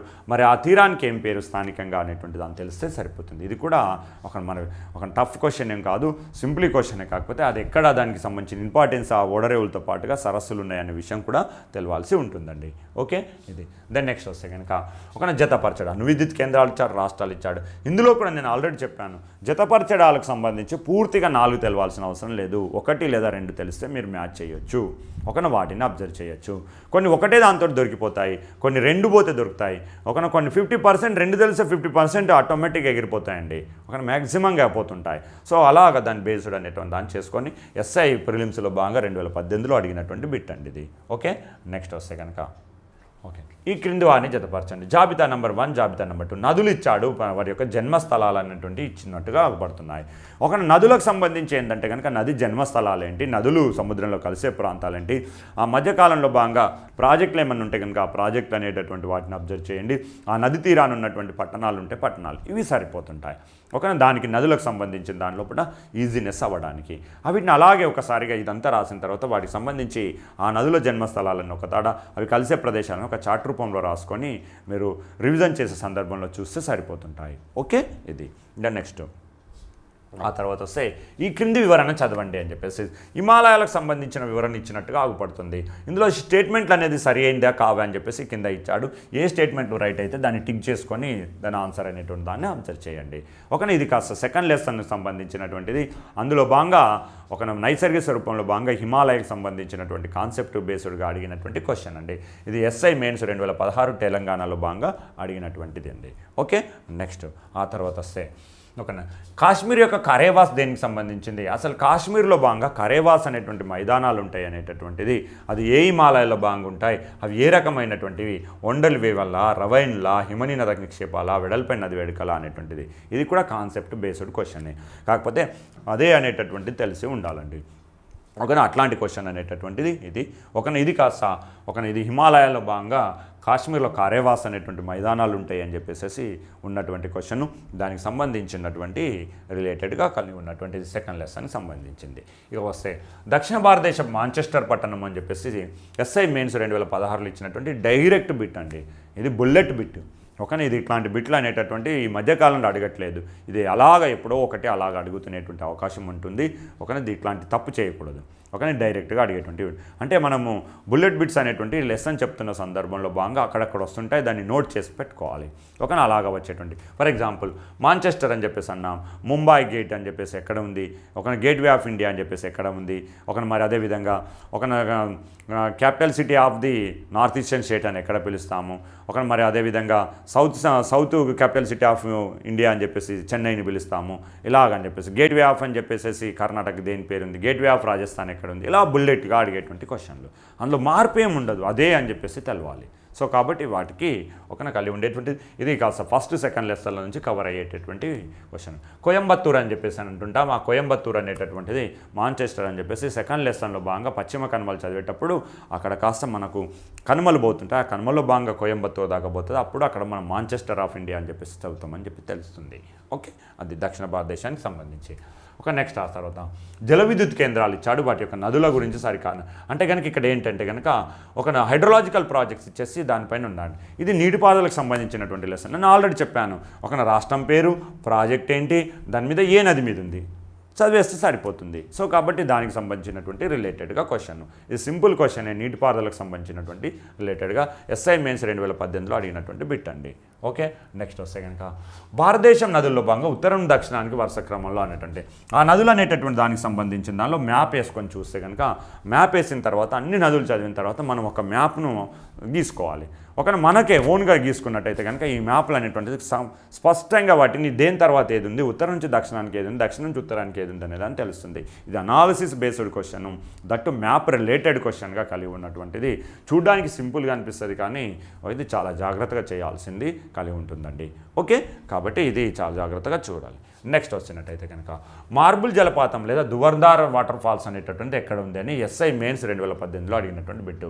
ఒక ఇది డైరెక్ట్ బిట్టు, ఇది ఏ నది మీద ఉంది అనేటువంటి డైరెక్ట్గా కలిగి ఉంది. మార్బుల్ అంటే కనుక నర్మదా నది అని చెప్పేసి అలాగా డైరెక్ట్గా అడిగేటువంటి బిట్ అండి. ఓకే, నెక్స్ట్ ఆ తర్వాత ఆ లెసన్ అనేటటువంటిది నర్మదా నది నదులకు సంబంధించి వచ్చినప్పుడు అందు మీద జలపాతాలు అనేటువంటివి ఉన్నాయి. శాస్త్రాధార, ఒక దర్డి జలపాతము, మండార్ జలపాతము, దువంధార, అదే మార్బుల్ జలపాతం అని ఇలాగా ఏమేమి ఉన్నాయో అవన్నీ ఒక దగ్గర నోట్ చేసుకొని టౌన్లో ఏమేమి ఉన్నాయి, జన్మస్థలం ఎక్కడుంది, సముద్రంలో కలిసే ప్రదేశం ఏంటి, ప్రాజెక్టులు ఏమన్నా ఉంటే ప్రాజెక్టులు ఏ రాష్ట్రంలో ఉన్నాయి, ఏ నది మీద ఉన్నవి అనేదాన్ని అలా చేసుకుంటే సరే. ఇది ప్రాబ్లం. ఒక ఈ ప్రాబ్లమ్స్ అనేటువంటి దానికి సంబంధించి నేను ఆల్రెడీ చెప్పినటువంటిదే.